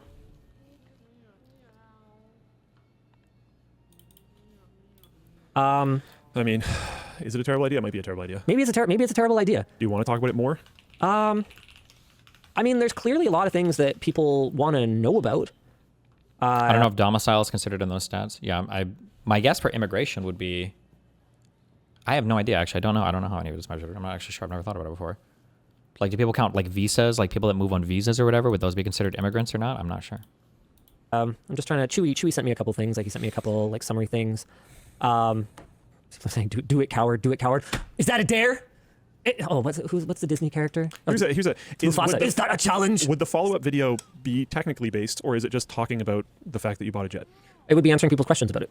So, like, some of the things that have come up, for instance. And I don't know if I would do another video. Like, how do you reconcile this with past stances on the WAN show, for instance? Yeah, so I wouldn't do a video on that. I'll just cover it on WAN show. All right, My reasoning for that Let me talk about it is now, I think LTT's channel has been semi-losing its way for a bit. We've talked about this quite a bit. Yeah. And I think a Q&A about the jet that you bought isn't sparking a passion for technology. I'm way more interested in like talking about the AI trend and like memory prices going down. Exactly. Quite frankly. So I wouldn't make a dedicated video on that. That's taking up an upload slot. We can talk about it on WAN show. You should address the questions on WAN show, all that kind of stuff for sure.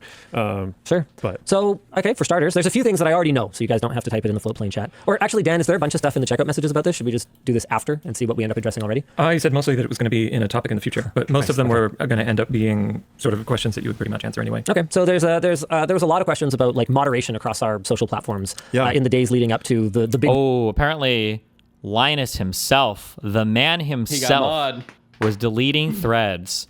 Disgusting behavior. That I think that if there's ever if you're like a YouTuber or streamer like community on Reddit, I don't think the people that it's about should ever be like mods or whatever, because they'll just go in and ban whoever, remove whatever threads. Just unbelievable behavior. Unbelievable. You wouldn't do that behavior. shit though. Never. I don't even have mod in my server. I told the mods, don't ever give me mod. Every single ban is done through a democratic panel where it goes through multiple stages of vetting, approval, verification, appeal. Some of the most stringent. That's smart. Yeah.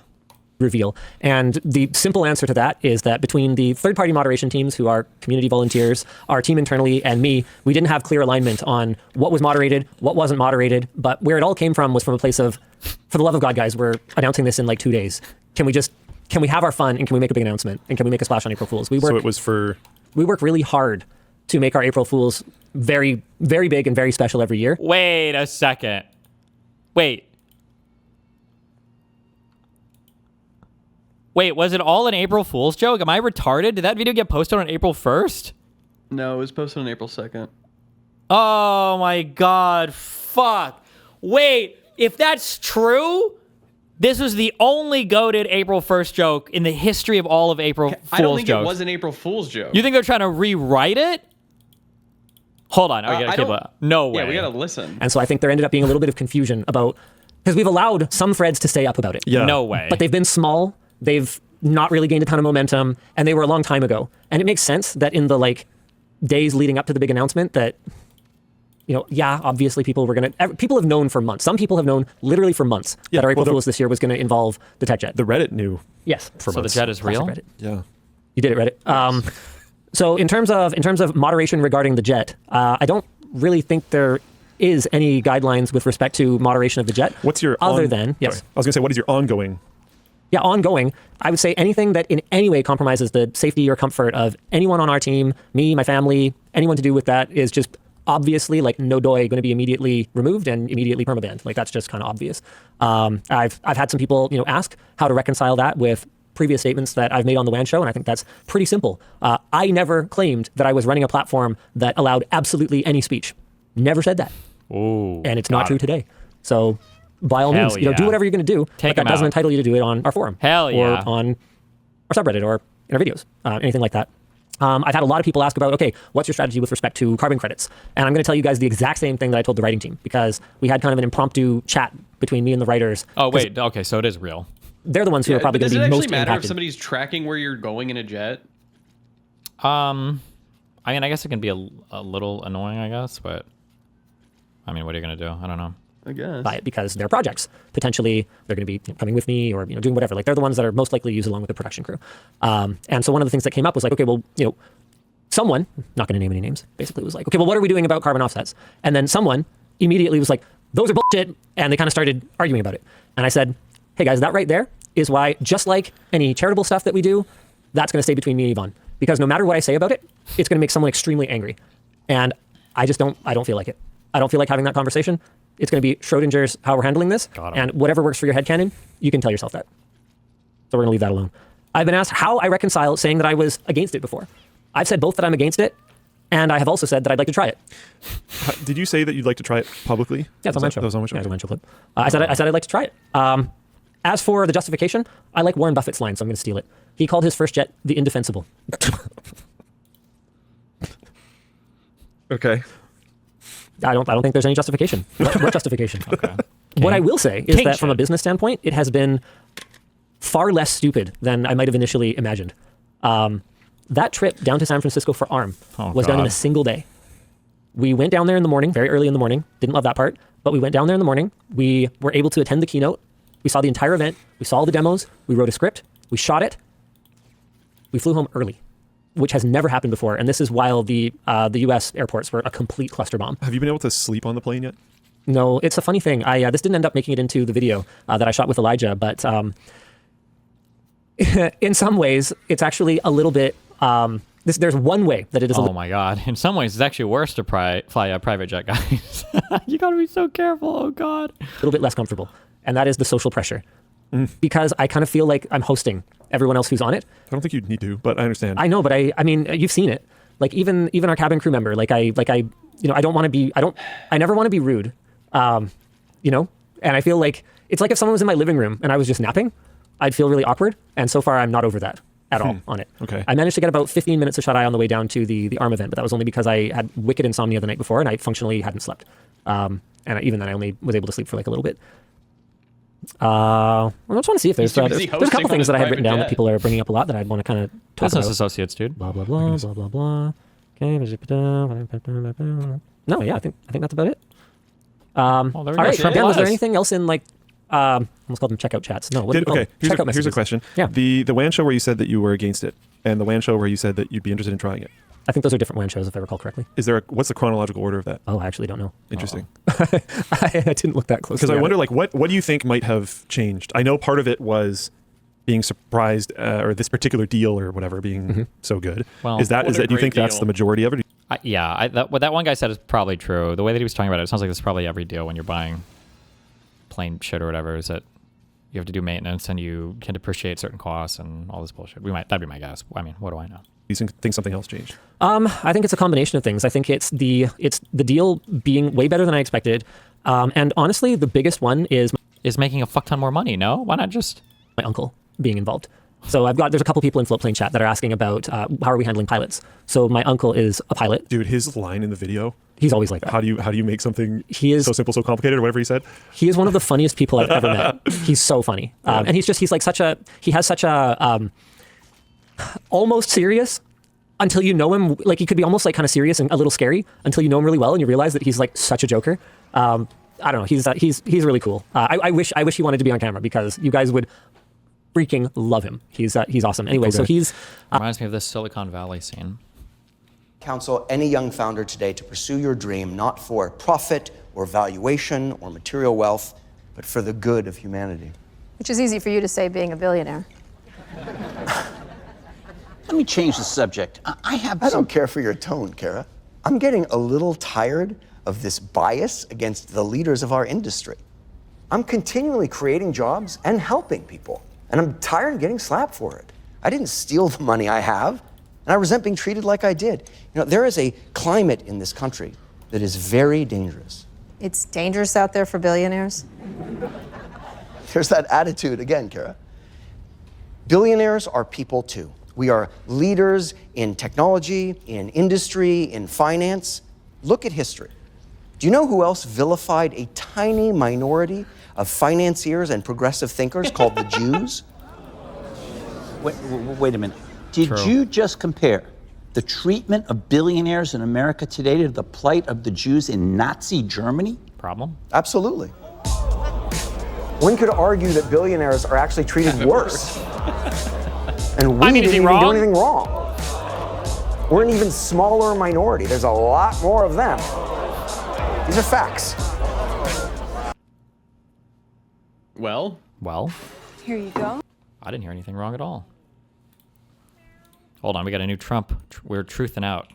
Oh, he's truthing right now? He's truthing! I know why. Hold on, got a date check for my Jesus retarded fucking Christ. chat. April 9th. Okay. 10 minutes ago. I know why Fucker Carlson, Megyn Kelly, Candace Owens, and Alex Jones have all been fighting me for years, especially by the fact that they think it is wonderful for Iran, the #1 state sponsor of terror, to have a nuclear weapon. Because they have one thing in common: low IQs. They're stupid people. They know it, their families know it, and everyone else knows it too. Look at their past, look at their record. They don't have what it takes, and they never did. They've all been thrown off television, lost their shows, and aren't even invited on TV because nobody cares about them. They're nut jobs, troublemakers, and will say anything necessary for some free and cheap publicity. Now they think they get some clicks because they have third-rate podcasts, but nobody's talking about them, and their views are the opposite of MAGA. Or I wouldn't have won the presidential election in a landslide. MAGA agrees with me and just gave CNN a 100% approval rating of Trump, not hand-flailing fools like Tucker Carlson, who couldn't even finish college. He was a broken man when he got fired from Fox, and he's never been the same. Perhaps he should see a good psychiatrist. Or Megyn Kelly, who nastily asked me the now famous only Rosie O'Donnell question. Or crazy Candace Owens, who accuses the highly respected First Lady of France of being a man when she is not, and will hopefully win lots of money in the ongoing lawsuit. Actually, to me, the First Lady of France is a far more beautiful woman than Candace. In fact, it's not even close. Or bankrupt Alex Jones, who says some of the dumbest things and lost his entire fortune, as he should have, for his horrendous attack on the families of the Sandy Hook shooting victims, ridiculously claiming it was a hoax.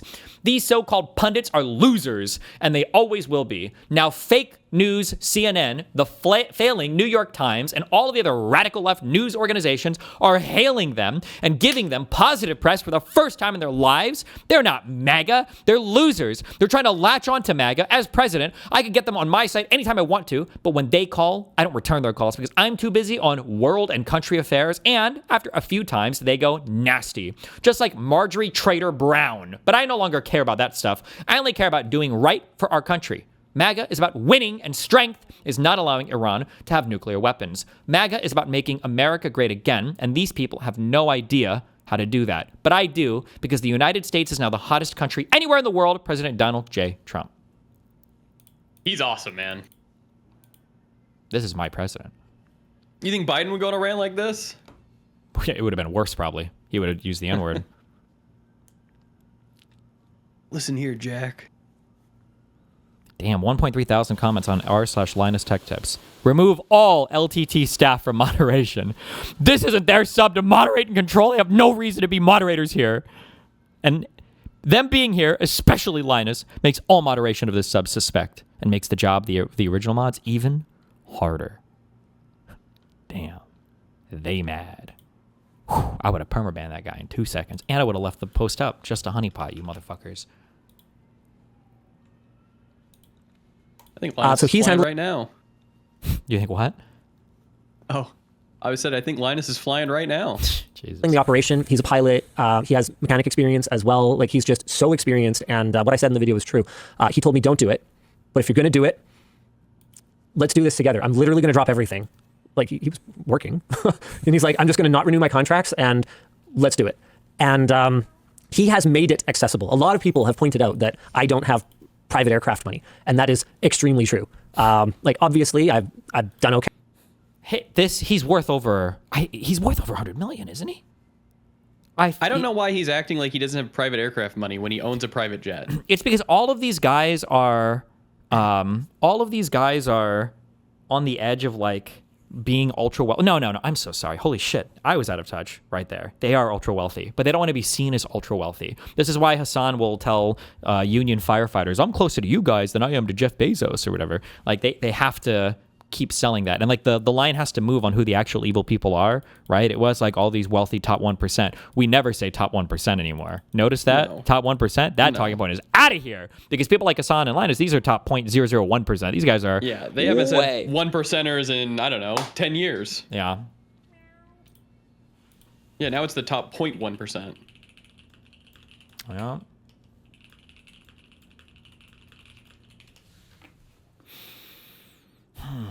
Hey, obviously, but what the kinds of people that I encounter, in the little FBOs, the little like private airports and stuff, they don't dress like me. They don't talk like me. Yeah. They don't behave like me. I feel extremely out of place. You got really fancy hair. Yeah, I mean, did you feel a little out of place? Yeah.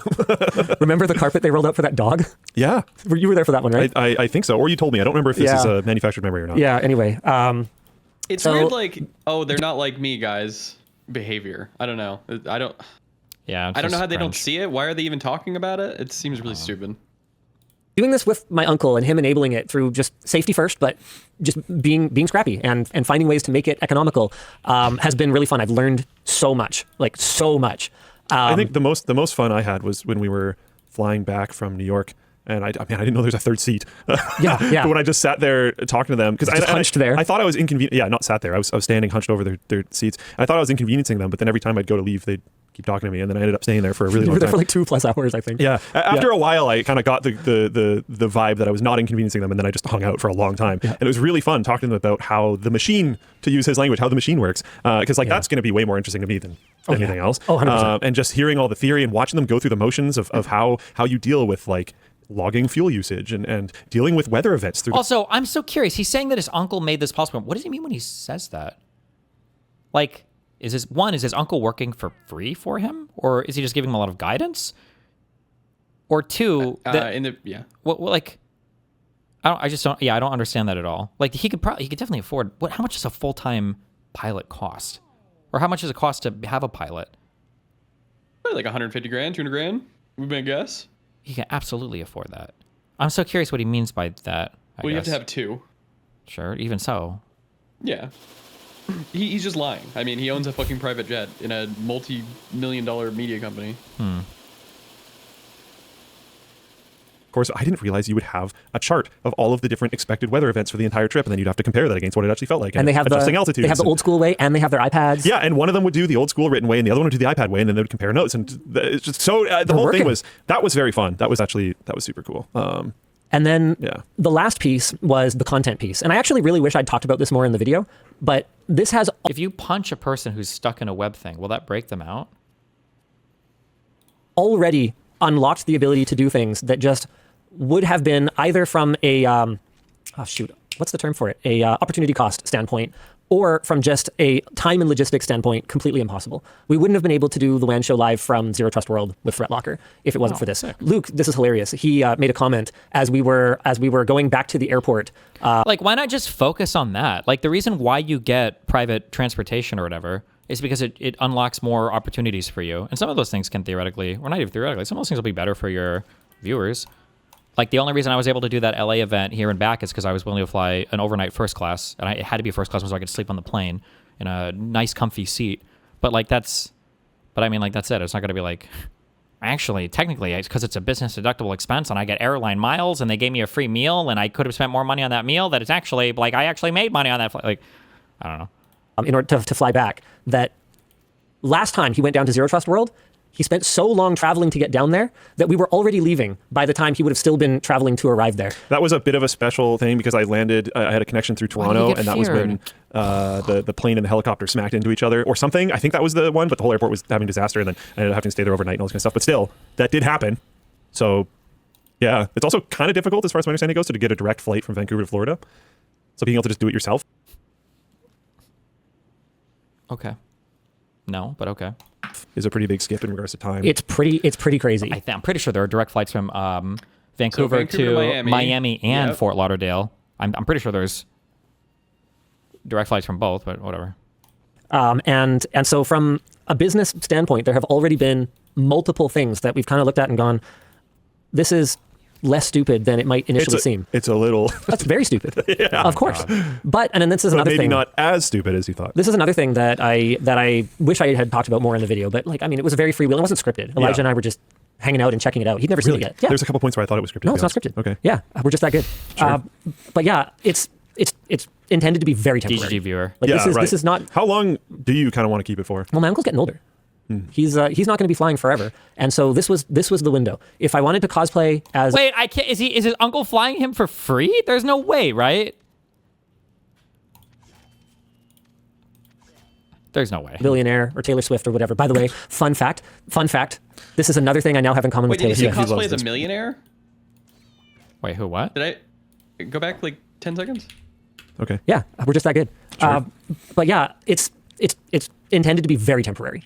Like this is not... How long do you kind of want to keep it for? Well, my uncle's getting older. He's not going to be flying forever, and so this was the window. If I wanted to cosplay as a billionaire or Taylor Swift or whatever, cosplay as a billionaire. Oh my god, bro. By the way, fun fact. This is another thing I now have in common with Taylor Swift. He loves this. Yeah. Big thighs, and both of us once at some point owned a Falcon 900B. She apparently used to have a Falcon 900B. She has a way better jet now. But like, why even say this? Like, what? Just like own the wealthy shit. I don't know. I don't think it's bad. Or I guess these guys think it's bad. It's retarded. They do. So I shouldn't say that. But like, just I don't know. Jesus. Yeah, they're incredibly rich. I thought that was funny. I immediately asked if they had the same one, but apparently no. No, not this one. I was going to ask, is there a thing like, I know there's a decent amount of pilots that aren't the youngest. Is that a profession that you age out of earlier though? It feels like it could be. It depends. So for commercial, you age out sooner, and then for things like firefighting, which is really challenging work from my understanding, you can age out of later, and then corporate aviation you age out of later. So like the big jumbo jets with hundreds of people on them, you age out of first. Is my understanding. So it's not difficulty, it's risk. So my sure, uncle, so my uncle is allowed to do what we're doing as long as his health continues to check out. Sure. And you know, whatever limitations there are, I'm not an expert on the subject. I've just learned what I've learned from talking to him about it. This is it. This is the window. This was our opportunity to do this. This is one of those things that like. I've seen a lot of feedback about, you know, well, couldn't you have used that to pay people more? We've talked extensively about our compensation over the last little while and how does LMG spend money. We're above norms. If someone is not making as much as they would have liked here, then I've made it very clear in the past, then you should have a conversation about whatever that is, whatever reason that is. We've scaled our comp both individually and across the entire company very healthily, especially when you consider the overall macroeconomic conditions over the last few years. The numbers are just the numbers. And if there's someone who disagrees, then they might need to do some introspection at some point about why their number was their number. That's all. And I don't wish anybody ill will. Really do want the best. Got him. For everyone who's here, whether it's somewhere else. And that's totally fine, and that's totally healthy to move on and do something somewhere else as well. But in terms of sort of the cost here, it's not coming out of what we would have spent for HR at all. It's coming directly out of what would have normally been profit for the company. Okay. So when we calculate our profit, we're not gonna compare this year to last year without taking it out, basically. Okay. Yeah. Sure. Yeah, I'm not, and it's not a sustainable thing forever as well. What? I don't understand what you said, but okay. I recognize that. This is not something that we're going to be able to do forever. My uncle's not going to be able to do this forever. But while it's happening, okay, whatever. I don't know.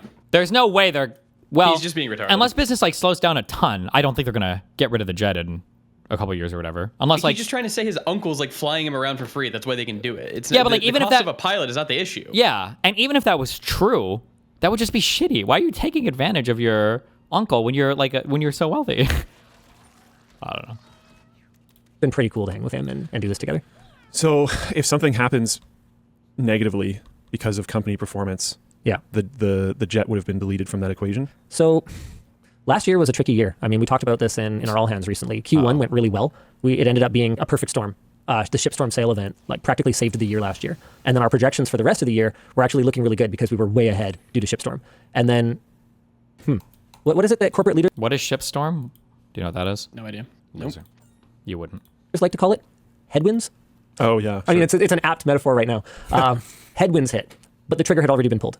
There was no real like backing out at that point. Because like we've talked on WAN Show about how the channels are doing worse and stuff. Yep. And I mean, if you look at the LTT channel over the last month-ish, it's been a bloodbath, to be completely honest. Oh, shit. There was the MacBook video and the Linux video that just banged. Yep. And then It's doing Bloatware worse, but they're buying a private jet. Really makes It's because sense of his to uncle's me, guys. age. It's his uncle's age, you retard. I You're not get even it, thinking man. about that. No. You're not even thinking about his uncle's age. It makes complete sense, dude.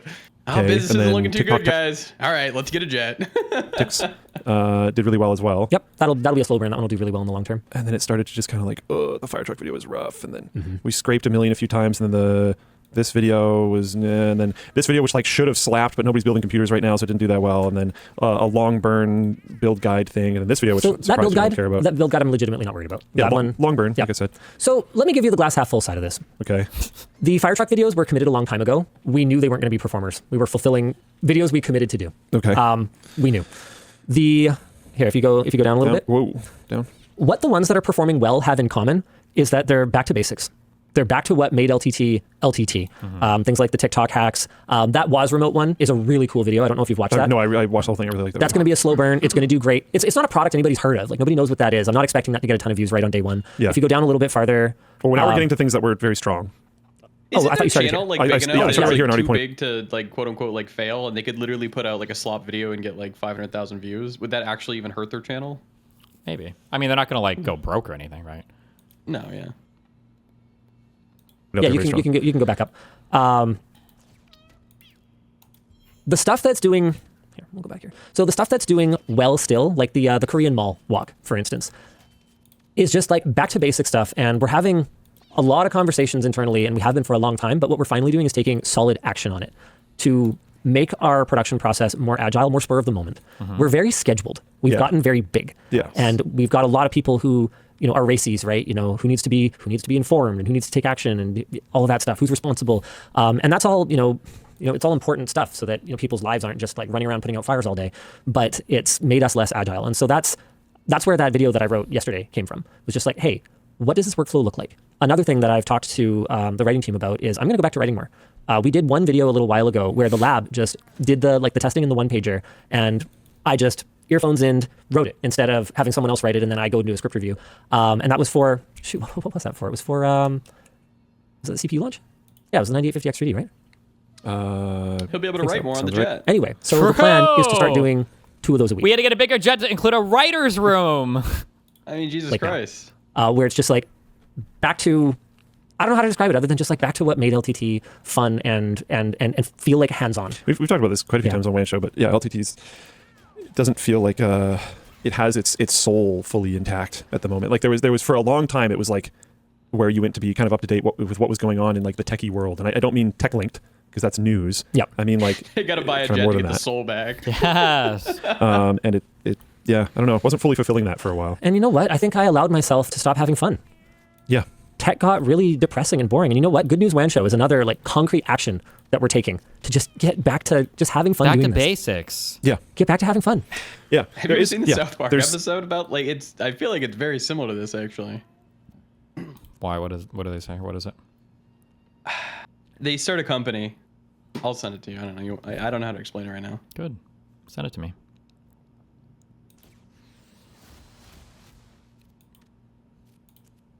Can we get some double hits here, please? Whatever, we take it. Okay, he's sending it. There's some stuff. It's just I don't have any ownership in LTT. I don't have any visibility in the finances and all that kind of stuff. But ouch. There have been actions taken because of low company performance. So it's a little tough, I guess. But I guess there's separation in jet expenses and that. Yeah, okay. All right. Yep. I mean, I made it really clear in how does LMD spend money that we expected to get back to closer to 20%. And that's with that separated out. Right. So that's what that peeled. That's with it completely out. Okay. Yeah. All right. And so realistically, right now, temporarily, what would have been my take, I'm just like, well, I'm going to use it on this gamer jet. We're going to milk it for some content. We're going to use it to make travel way more comfortable for me and the team that is going to do this stuff. And hopefully we're going to unlock some pretty cool content. Oh, it's the private jet defender.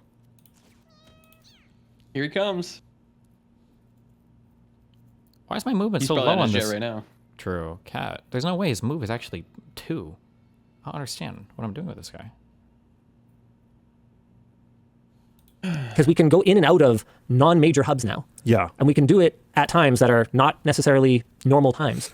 So, a perfect example of something that I'd love to be able to do more is, do you remember that video I did going down? Sent you an email regarding your Facebook monetization. It should help you fix it. Listen, unless you have like firsthand experience with it or you work at Meta, please don't send me your random guesses, because I guarantee you if it's some random shit that you can try to fix it, I've probably already tried it. Can I ask, why is Linus just such a fucking pussy? Why not just fucking ban these people? Be like, I'm rich, I got a fucking jet, deal with it. You don't like working here, fuck off to some other channel, retard. Well, he already debanned some of them, but yeah, I don't know. Yeah, I know, this is like the cringiest. He's like God, just fucking stop being a beta cuck. Yeah, fuck. It's true. You know what it is? It's like the real life, like he made himself the most cancelable man online. Like the new cancelable guy is the Gamers Nexus dude, because that guy has to like walk the thin and narrow now. He can't do anything crazy. He can't buy like insane shit if he's talked about it. But like Linus is like, I don't know. He's just got to be like, listen, fuck off. I'm doing what I want. I don't know. True. I don't know. Okay. He's ashamed. True. He should do jet ride giveaways in the comments. True. That'll get him back on his side. And I think the thing they're talking about is when they got absolutely molested by Gamers Nexus. That's like the downturn they were speaking of before. Oh, that wasn't good. It was good. You know, it wasn't good for them. I mean, it was so devastating to them that I think for a while, like, there's something, I've said this before, but like something, I don't know, I want to say it clicked at me or something. But like when I saw, before I'd watch LTT videos, and then when one came up moving forward, I'd be like, I'm just not going to watch this now. I don't know why. But yeah. They weren't brat anymore, Dan. They weren't cool anymore, you know? Now you felt like these guys fell so hard. And I think that it just feels weird to watch them still. Really? Yeah. Do you disconcur? He disagrees. He does. Well, I was never like a huge LTT watcher, so. I mean, they used to do decent content, I feel. Yeah. Yeah, I mean, I agree. But I mean, I still think it's probably decent, but I just don't have a strong opinion. I don't really watch much of anything on YouTube, so who am I to fucking say? I just watch house clips. A lot of OGs quit saying that they were working on Linus's third tech house while they got paid $60K. I mean, it's not your fucking company. Yeah, like, that's just like the comparison is retarded. Yeah, but I don't think I feel bad for Linus on that one, because it's like if you're gonna fucking be beholden to all this embrace like that culture, stupid, retarded, cringy lefty shit, then you're gonna get eaten by it. But it's obviously a stupid perspective. So yeah, like other people don't have this issue, right? Like other no, every channels. creator now has this fucking issue because they all are in the socialist dick suck world, unfortunately. True. Well, cringe. It would have been really funny if this was April Fool's prank, though. Oh, I thought they got us at the beginning. I felt like such a fool. That would have been a biblical level troll. April Fools. And his haters, they would have been styled on so hard as a result of that, like with the fake website tracking where he's been, all the setup, and he would have made them look like just fools. But he's just not smart enough to do it. True. Haters vindicated. Wait, what's happening now? Why can't I move anywhere? What the fuck changed? I'm so confused. I don't know what's happening with my Make sure you're wearing a suit tonight, Dan. What? Why? We're on a panel, dude. You're on a panel, Dan. Why do I have to wear a suit? You gotta be suited up, dude. We have like a nobody with like 20 followers against us, Moot. Okay, Soy Pill's gonna mog you then. Ooh. No. I'll let you do all the casual. talking. I'll let you do all the talking, Moot. How about that? All right. Nothing new. Listen. I am a Waikiki. Oh, you misspoke. Oh my god. Fuck. Unlucky. I was gonna say I am a walking encyclopedia Britannica of cat facts. Really? Yes. What's the name of the bone at the base of the cattail? Fuck if I know. Thought so. Spine. First spine. First vertebrae. I have no fucking spine idea. vertebrae. I don't fucking know. Name every cat. I just did it. It was really fast. You didn't hear it. All right, play the jet video, man. And touring Kenton's Tech House. Yes. I'd love to be able to do more stuff like that. So that's the kind of thing that, the if private we were jet sending lets us like a do. content suggestion, as long as we can find a sponsor to make it make sense, because I can tell you right now, just a normal like ad insertion like we would typically do in our video is not going to cover it. Like we'd have to be able to make the economics of it make sense. How much do you think an ad insertion? It's at least 50 to 100K, right? For them to do like a full 30 to 30 second, 60 second ad read? I think we have the numbers for that. But we'd love to be able to do more of like this kind of stuff. Yeah. That was cool. But we can't do stuff like that if it means day of travel, day of shooting. Oh no, we missed the cutoff for the last flight back. Day of travel again. I can't be out of office for 3 days to make one video. It just doesn't work. Right. You've described this like to me at least when we were discussing it pretty early on. You called it a life phase. Yeah. Which I thought was interesting wording. It's like I think they said they make about 100,000 a video, and most of their revenue comes from screwdrivers. Gotcha. Like, I don't know why he's going on in this. Just say what you said. What you said is a perfectly fine excuse. If I had the money for a private jet, well, I'm not sure right now, but like back when I was doing like fucking over the manosphere era, when I was like doing fucking 2 podcasts a month and flying all over the fucking US or whatever, yeah, I would get a private jet and do more shows. 100%, sure. Yeah, because it would just give you the time to do so much more. You could fly in and out whenever the fuck you want. You could do red eye so much easier.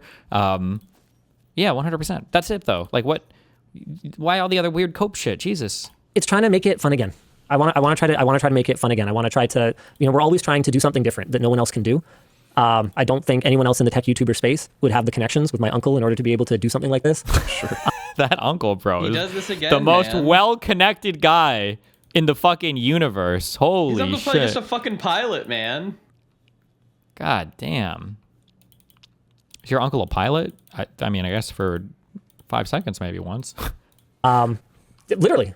And so, we always want to level it up a bit. We always want to do something different. If it ultimately doesn't work, what I said in the video is true. I've had a lot of people question this, the $0 math. We will be able to get out of this thing for very near what we spent on it. I'm very confident. Thank God. They'll be able to get out of it. So he died in a car accident, sorry.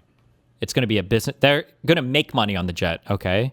Confident in that. Do you want to talk about one of the things that is reducing expenses because of that contract thing? I want to speak somewhat vaguely, but hopefully I can get it across to you. A maintenance portion of it that is like not being paid intentionally?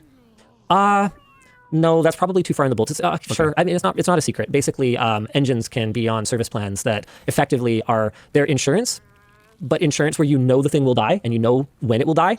So basically, it's just a payment plan. So you go on a payment plan for your engine, and then when it reaches the end of its service life, you've effectively paid for the work of having it refurbished. And that's what that plane just went through. Yeah. So because they're sitting at like 0 hours, effectively, the scrappy way to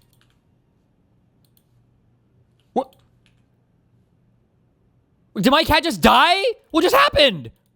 What? No! Why? Can you just not, you can't loot the body? do it is to not enroll it on one of those programs, because those will cost hundreds of dollars per flight hour per engine in order to pay for. But if this was something where you were just going to run it into the ground anyway, then you can roll the dice.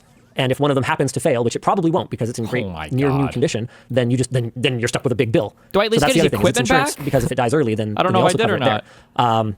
So right now we are not enrolled in an engine service plan. Yeah.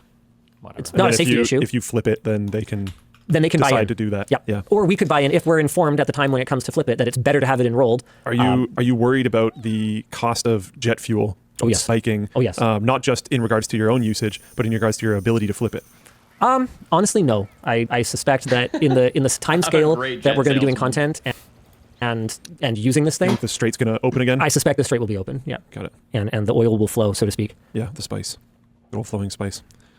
Did you see any? Did Did you see any more sort of interesting questions? I've been really busy answering. I'm trying to, I'm trying to be as thorough as I can right now. So I've been pretty focused on answering your questions. Toffridge is saying, can you talk about the timeline for flipping? Sure. Yeah. So just with the age of everyone involved, the idea that I had in the back of my brain was 1 to 3 years, and probably closer to the middle of that. Okay. And you've had it for, I don't know, half a year now? Yeah, okay. Yep. Yeah. And so depreciation curve, this bird's from 1990, right? So something of this class, like this kind of range, this kind of passenger capacity that's brand new today would be, like 35 to 45 mil or so. We are not there anymore. We're down here. And what's nice about the depreciation curve is it's kind of like a car in that a lot of the depreciation happens really fast.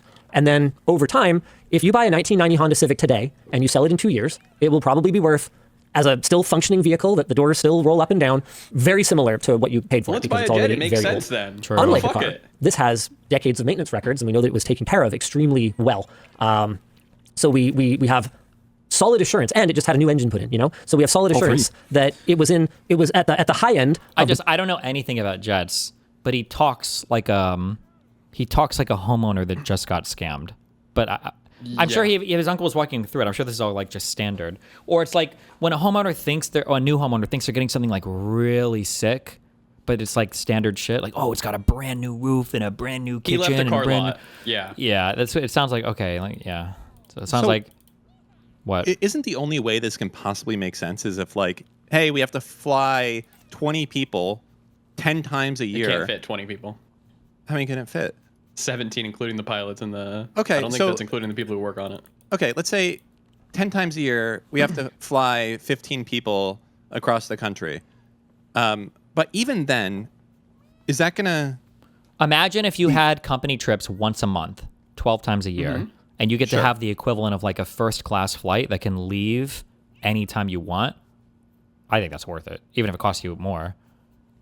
The question is, how much does that cost? I don't know, the full fly cost this is... jet from where are they? Are they in Toronto? Just look at the LTT Jet website. I'm gonna fucking throw out a bullshit number, and I'm gonna guess 500K to 750K. It's my guess. All right, let's see.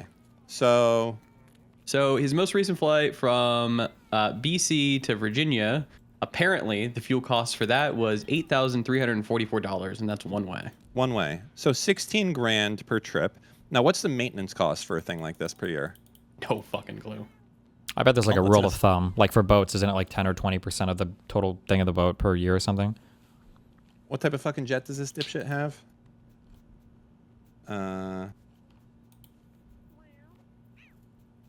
Hold on.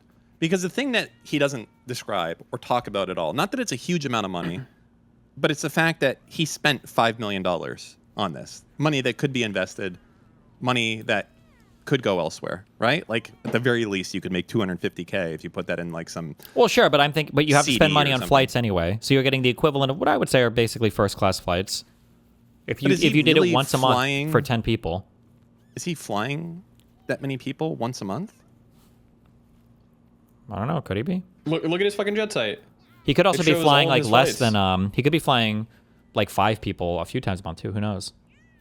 So he flew on the 7th, the 8th, the You said it was 25th. $8,000 of fuel for which flight? From where to where? That's from BC to Virginia. Damn. So that's That's one way? 2,000 nautical miles. And Yeah, it's that's one way. Jesus, that's okay. Okay, damn. Yeah, it was 8,300 there, and then 8,344 back is what it's estimating. All right. The total operating costs, including fuel, crew, and maintenance, often exceed $2.5 million annually. Okay, maintenance and inspections is $165 to $320. Engine overhaul, $200 to $420,000. That's every 400 hours you have to do that. Fixed cost, crew, hangar, insurance, that's $500 to $800,000. So that's not counting fuel, those things. So that's like $1 million right there. $1 million without fuel. And then fuel on top of that is like normally the price of the tickets plus all cost of all this money not being invested. There's no, I mean, it's a luxury.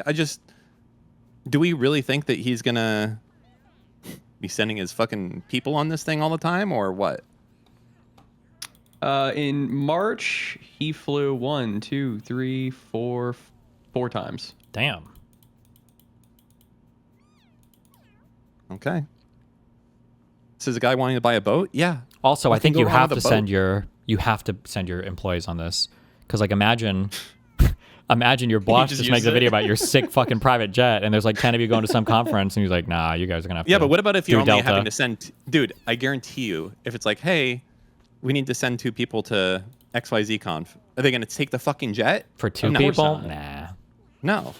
And how often do you have to send 15 motherfuckers somewhere? They're a whole ass operation, no? 15 people?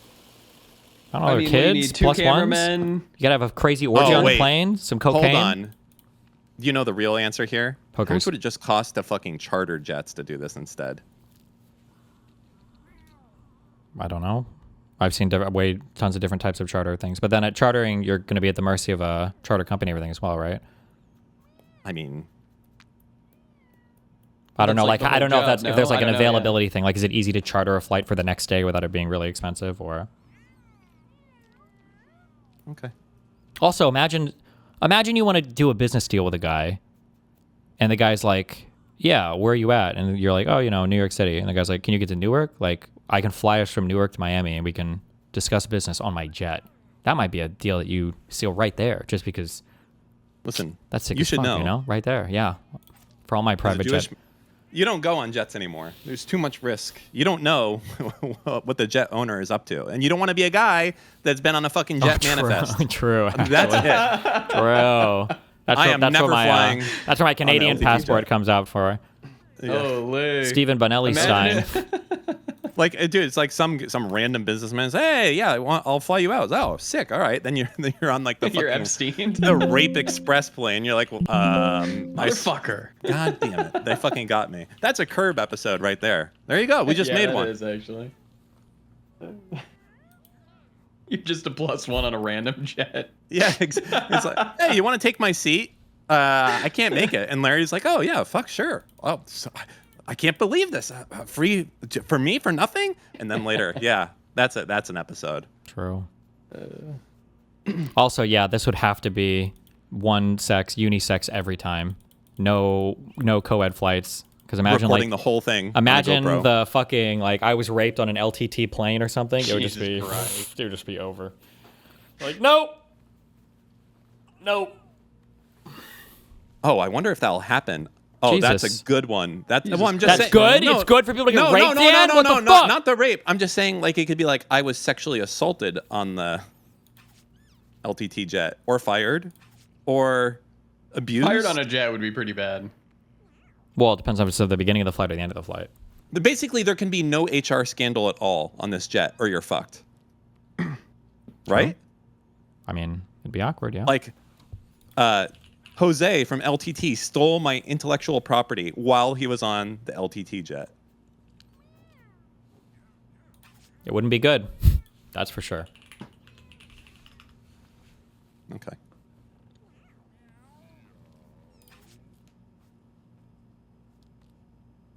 Oh, White House steak ad. Nice. Do you eventually have do you eventually get some upgrade that makes your equipment stops fucking breaking? It's annoying trying to keep track of like which equipment makes sets on this game. Yeah, about hour 300, I think. Oh, God, man. Don't you mean 6 or 700?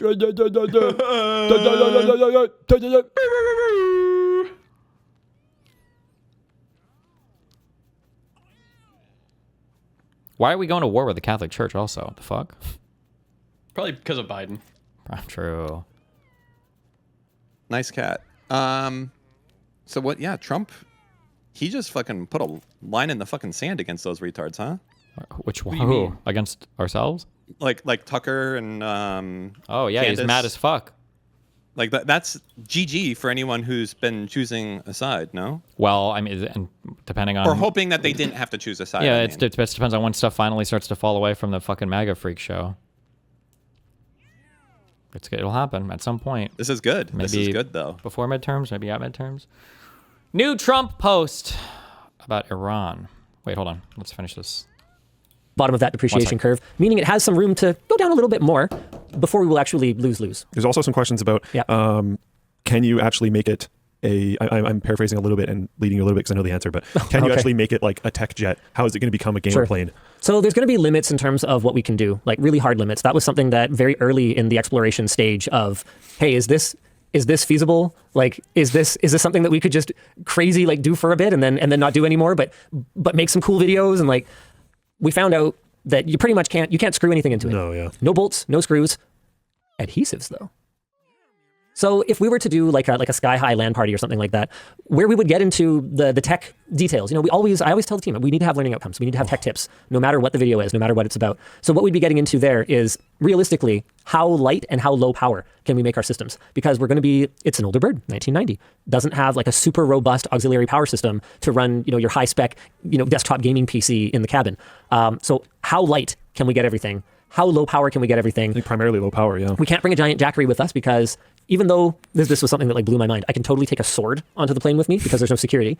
I can't just take any old like giant battery bank that I want. You're still subject to like FAA guidelines as far as that goes. It kind of makes sense, I think. Totally makes sense. Yeah. So if we're bound by just like compliant battery banks and the one outlet we have from the galley, how big of a LAN can we have? Like I could see that being kind of an interesting video, but realistically, that's not like the first thing I'm going to want to do. I think Elijah, I'm just going to be straight up with you guys. He just wanted to write it. And I was like, okay, if you can contrive a video that gives you an excuse to write it, then you can come on the next trip we're taking. And he pitched one the next day, and it was pretty much building a PC while high. Anyway, we're going to say, I feel like you would just go really solid battery life laptops if you weren't trying to make a fun video. That'd be the smart way. Yeah, oh, totally. But Elijah, and we're not going to just fly for that because that would be crazy. But basically, the extra cost is just going to be Elijah's per diem and like hotel, and then he's going to ride along to something that we were already doing with that had a sponsor and stuff. So that'll be one. But the one that I'm actually most excited to do, and Dan, I would like you to join me for this. It's going to be a lot of fun. It has an in-flight entertainment system. I didn't really touch on it in the video with Elijah. It is the worst piece of dog shit that I have ever seen in my life. It is the worst. Wait, did he just say they have one outlet for in the cabin? Oh, cool. Fuck you guys. I think I heard him say that. One nice thing about commercial flights now that has changed substantially from 5 or 10 years ago is I feel like every outlet now at the plane seats can all do like 100 watts of power. They used to be like sub 40 before. Basically anything you'd plug into the outlet would cause the breaker to flip at the seat and then you couldn't charge anything. But now you can do like 100 watts at almost, or at least on American airline jets. Oh no, even on other airlines, which is super nice. Implementation, execution, you can look design. At pictures of animals. It's so bad. Sort of. It's so yeah, kind of. It's so bad. And Dan, I'd like you to experience it with me. And I'm excited. I'd like to figure out if there's a way for us to, without putting in any screws, fix it. Could it use adhesive to put a screen in there? Duct tape an iPad to the screen. I think we could figure something out. I feel like with Dan's innovation and that sounds like an intro. Pankratz wants in too, apparently. Nice. So hell yeah, Pankratz and Dan. Yeah, with Pankratz and Dan, I feel like we could do something with it. I feel like your intro is that you duct tape an iPad to the screen. That's not bad. And well, this is Dan's idea. And then no, that was my solution. And that sounds like a much better thing that I came up with. And then you go like, okay, well, this is my solution. What do you guys want to do? That sounds fun. Yeah. So I'm very excited for that video. There was a question. I hope I didn't lose it. Let me go find it. Can you say anything about why the industry is so secretive about sale price? No. I had a few people post that it's BS that there could be any kind of NDA on the sale price. News to me. But I'm just going based on what our lawyer, because there's no way that you buy something like this without a lawyer involved. Our lawyer told my uncle, told me, is that this agreement, or no, my lawyer told my uncle, told Yvonne, told me. So something could have gotten missed. But my understanding is that whether it's actually in black and white of the agreement, or whether it's just gentlemanly conduct, it is not something that is disclosed, who you bought it from, even though you can like look up who owned it. You can literally look it up, but you don't talk about who owned it or what you paid for it. And you see this a lot. Like if you were to go on here and go Falcon 900B, and by the way, like how wild is it? How wild is it that like for how low volume this world is, that it's like this organized and there's like, it's like this easy to just browse airplanes. Yeah. Anyway. I looked it up. There's a lot of this. I tried to ignore the, Call for price, call for price, call for price. And this is on older planes that, realistically. Here we go, 4.5 mil. There you go. You see the quote filing from plaintiff yesterday? Smells like desperation with that extension ask. No, it's standard. They have to get it extended because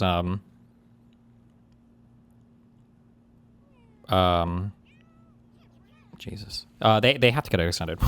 they need an extension, but they've already asked for an extension on Discovery, so it's more or less the same thing. Have fewer people that are trying to protect, the actual worth of And most people are still not disclosing a sale price, which I've never understood. Commercial real estate's like that too. Call for price. Why don't you just tell me the price? Then I know if I have to call you. Why don't we just not waste anybody's time? Seems pretty smart to me. So what were you going to say? I Googled it, tried to ignore the AI summary, but the AI summary did say that sales of private jets and business aircraft very often involve non-disclosure agreements. And then I found this other one, which is some attorney website. It says that prior to entering into discussions surrounding the sale and purchase of an aircraft, the parties should sign a non-disclosure agreement by which they agree to keep all shared information confidential. Does that include the price? I don't know, but I don't feel like breaking an NDA today. Yeah, sure. So it's really that simple. Wow. You know what I bet it is? What? Taxes. What about taxes? I think it's probably related to taxes. I think these guys probably do some shenanigans, and they don't want the sale price going out there because they probably did a bunch of fucking depreciation over a certain thing. And I feel like all of this has to be accounted so much on paperwork that doing tax fraud around like jet purchases would be the dumbest thing. Well, no, because it would be like an LLC. Like, oh, you're not buying the jet, you're buying the LLC that owns the jet. And yeah, but the LLC still has to hold the asset and do the depreciation and all the tax filings and everything anyway, yeah, right? I understand that. I'm saying it's my fucking guess, okay? Is why they're so fucking secretive. Jesus, Is that why are you getting so aggressive? Yeah, you're so aggressive he's just right getting now. fucking frisky, okay? Who's frisky here? You are. I'm just saying it's yeah, probably you are. No, What the why? fuck, Fuck me. Mooten? Fuck me for what? What did Why, I do? Mooten? I made a good guess. What's your guess then? I think you had a good guess. I had the best guess. Got him. And this video is fucking boring. Jesus Christ. Sorry, Hassan's not on the screen, Dan. We'll be talking about him in 30, okay? No. Jesus. I think that's it for questions. Why are you being so mean? We're all about Hassan here now. I know. We're following his downfall. Man. You can't say that when you're on the fucking Hassan panel too, fucker. Oh shit, we're gonna be on true, we have a panel! Yes! We're a panel show. Yeah, it was This is one like of the those fucking videos dream that- team of Hassan Haters, was yeah. like sitting there ready to Dan, push you publish. got And all I was the like, clips, right? Oh, he's got them. Have you sent him to Wick too? I'll send him a fucking Google Drive. Based. but overall, the reaction has actually been not that bad, surprisingly. Like there's. Sorry, someone mentioned that the ISS might have passed the midpoint, and my cares about the plane vanished. So I'm not there yet. Oh, okay, whoops. No one cares about ground craft. Yeah. Yeah. Why don't you own a spaceship? You Inside the frickin' atmosphere? loser. In the atmosphere, like My some kind of God. chode. Yo, it did. Woo! Just a bit, but it did. That is so cool. How fast are we moving? I mean, you can see it on, So we're on a the little slower. on the moon over there. Just watching the numbers tick down. That's crazy. Yeah. Just watching them tick down like seconds. We are so fast. You forget how fast everything's moving. Yeah. It's crazy. That's it? That's crazy, chat.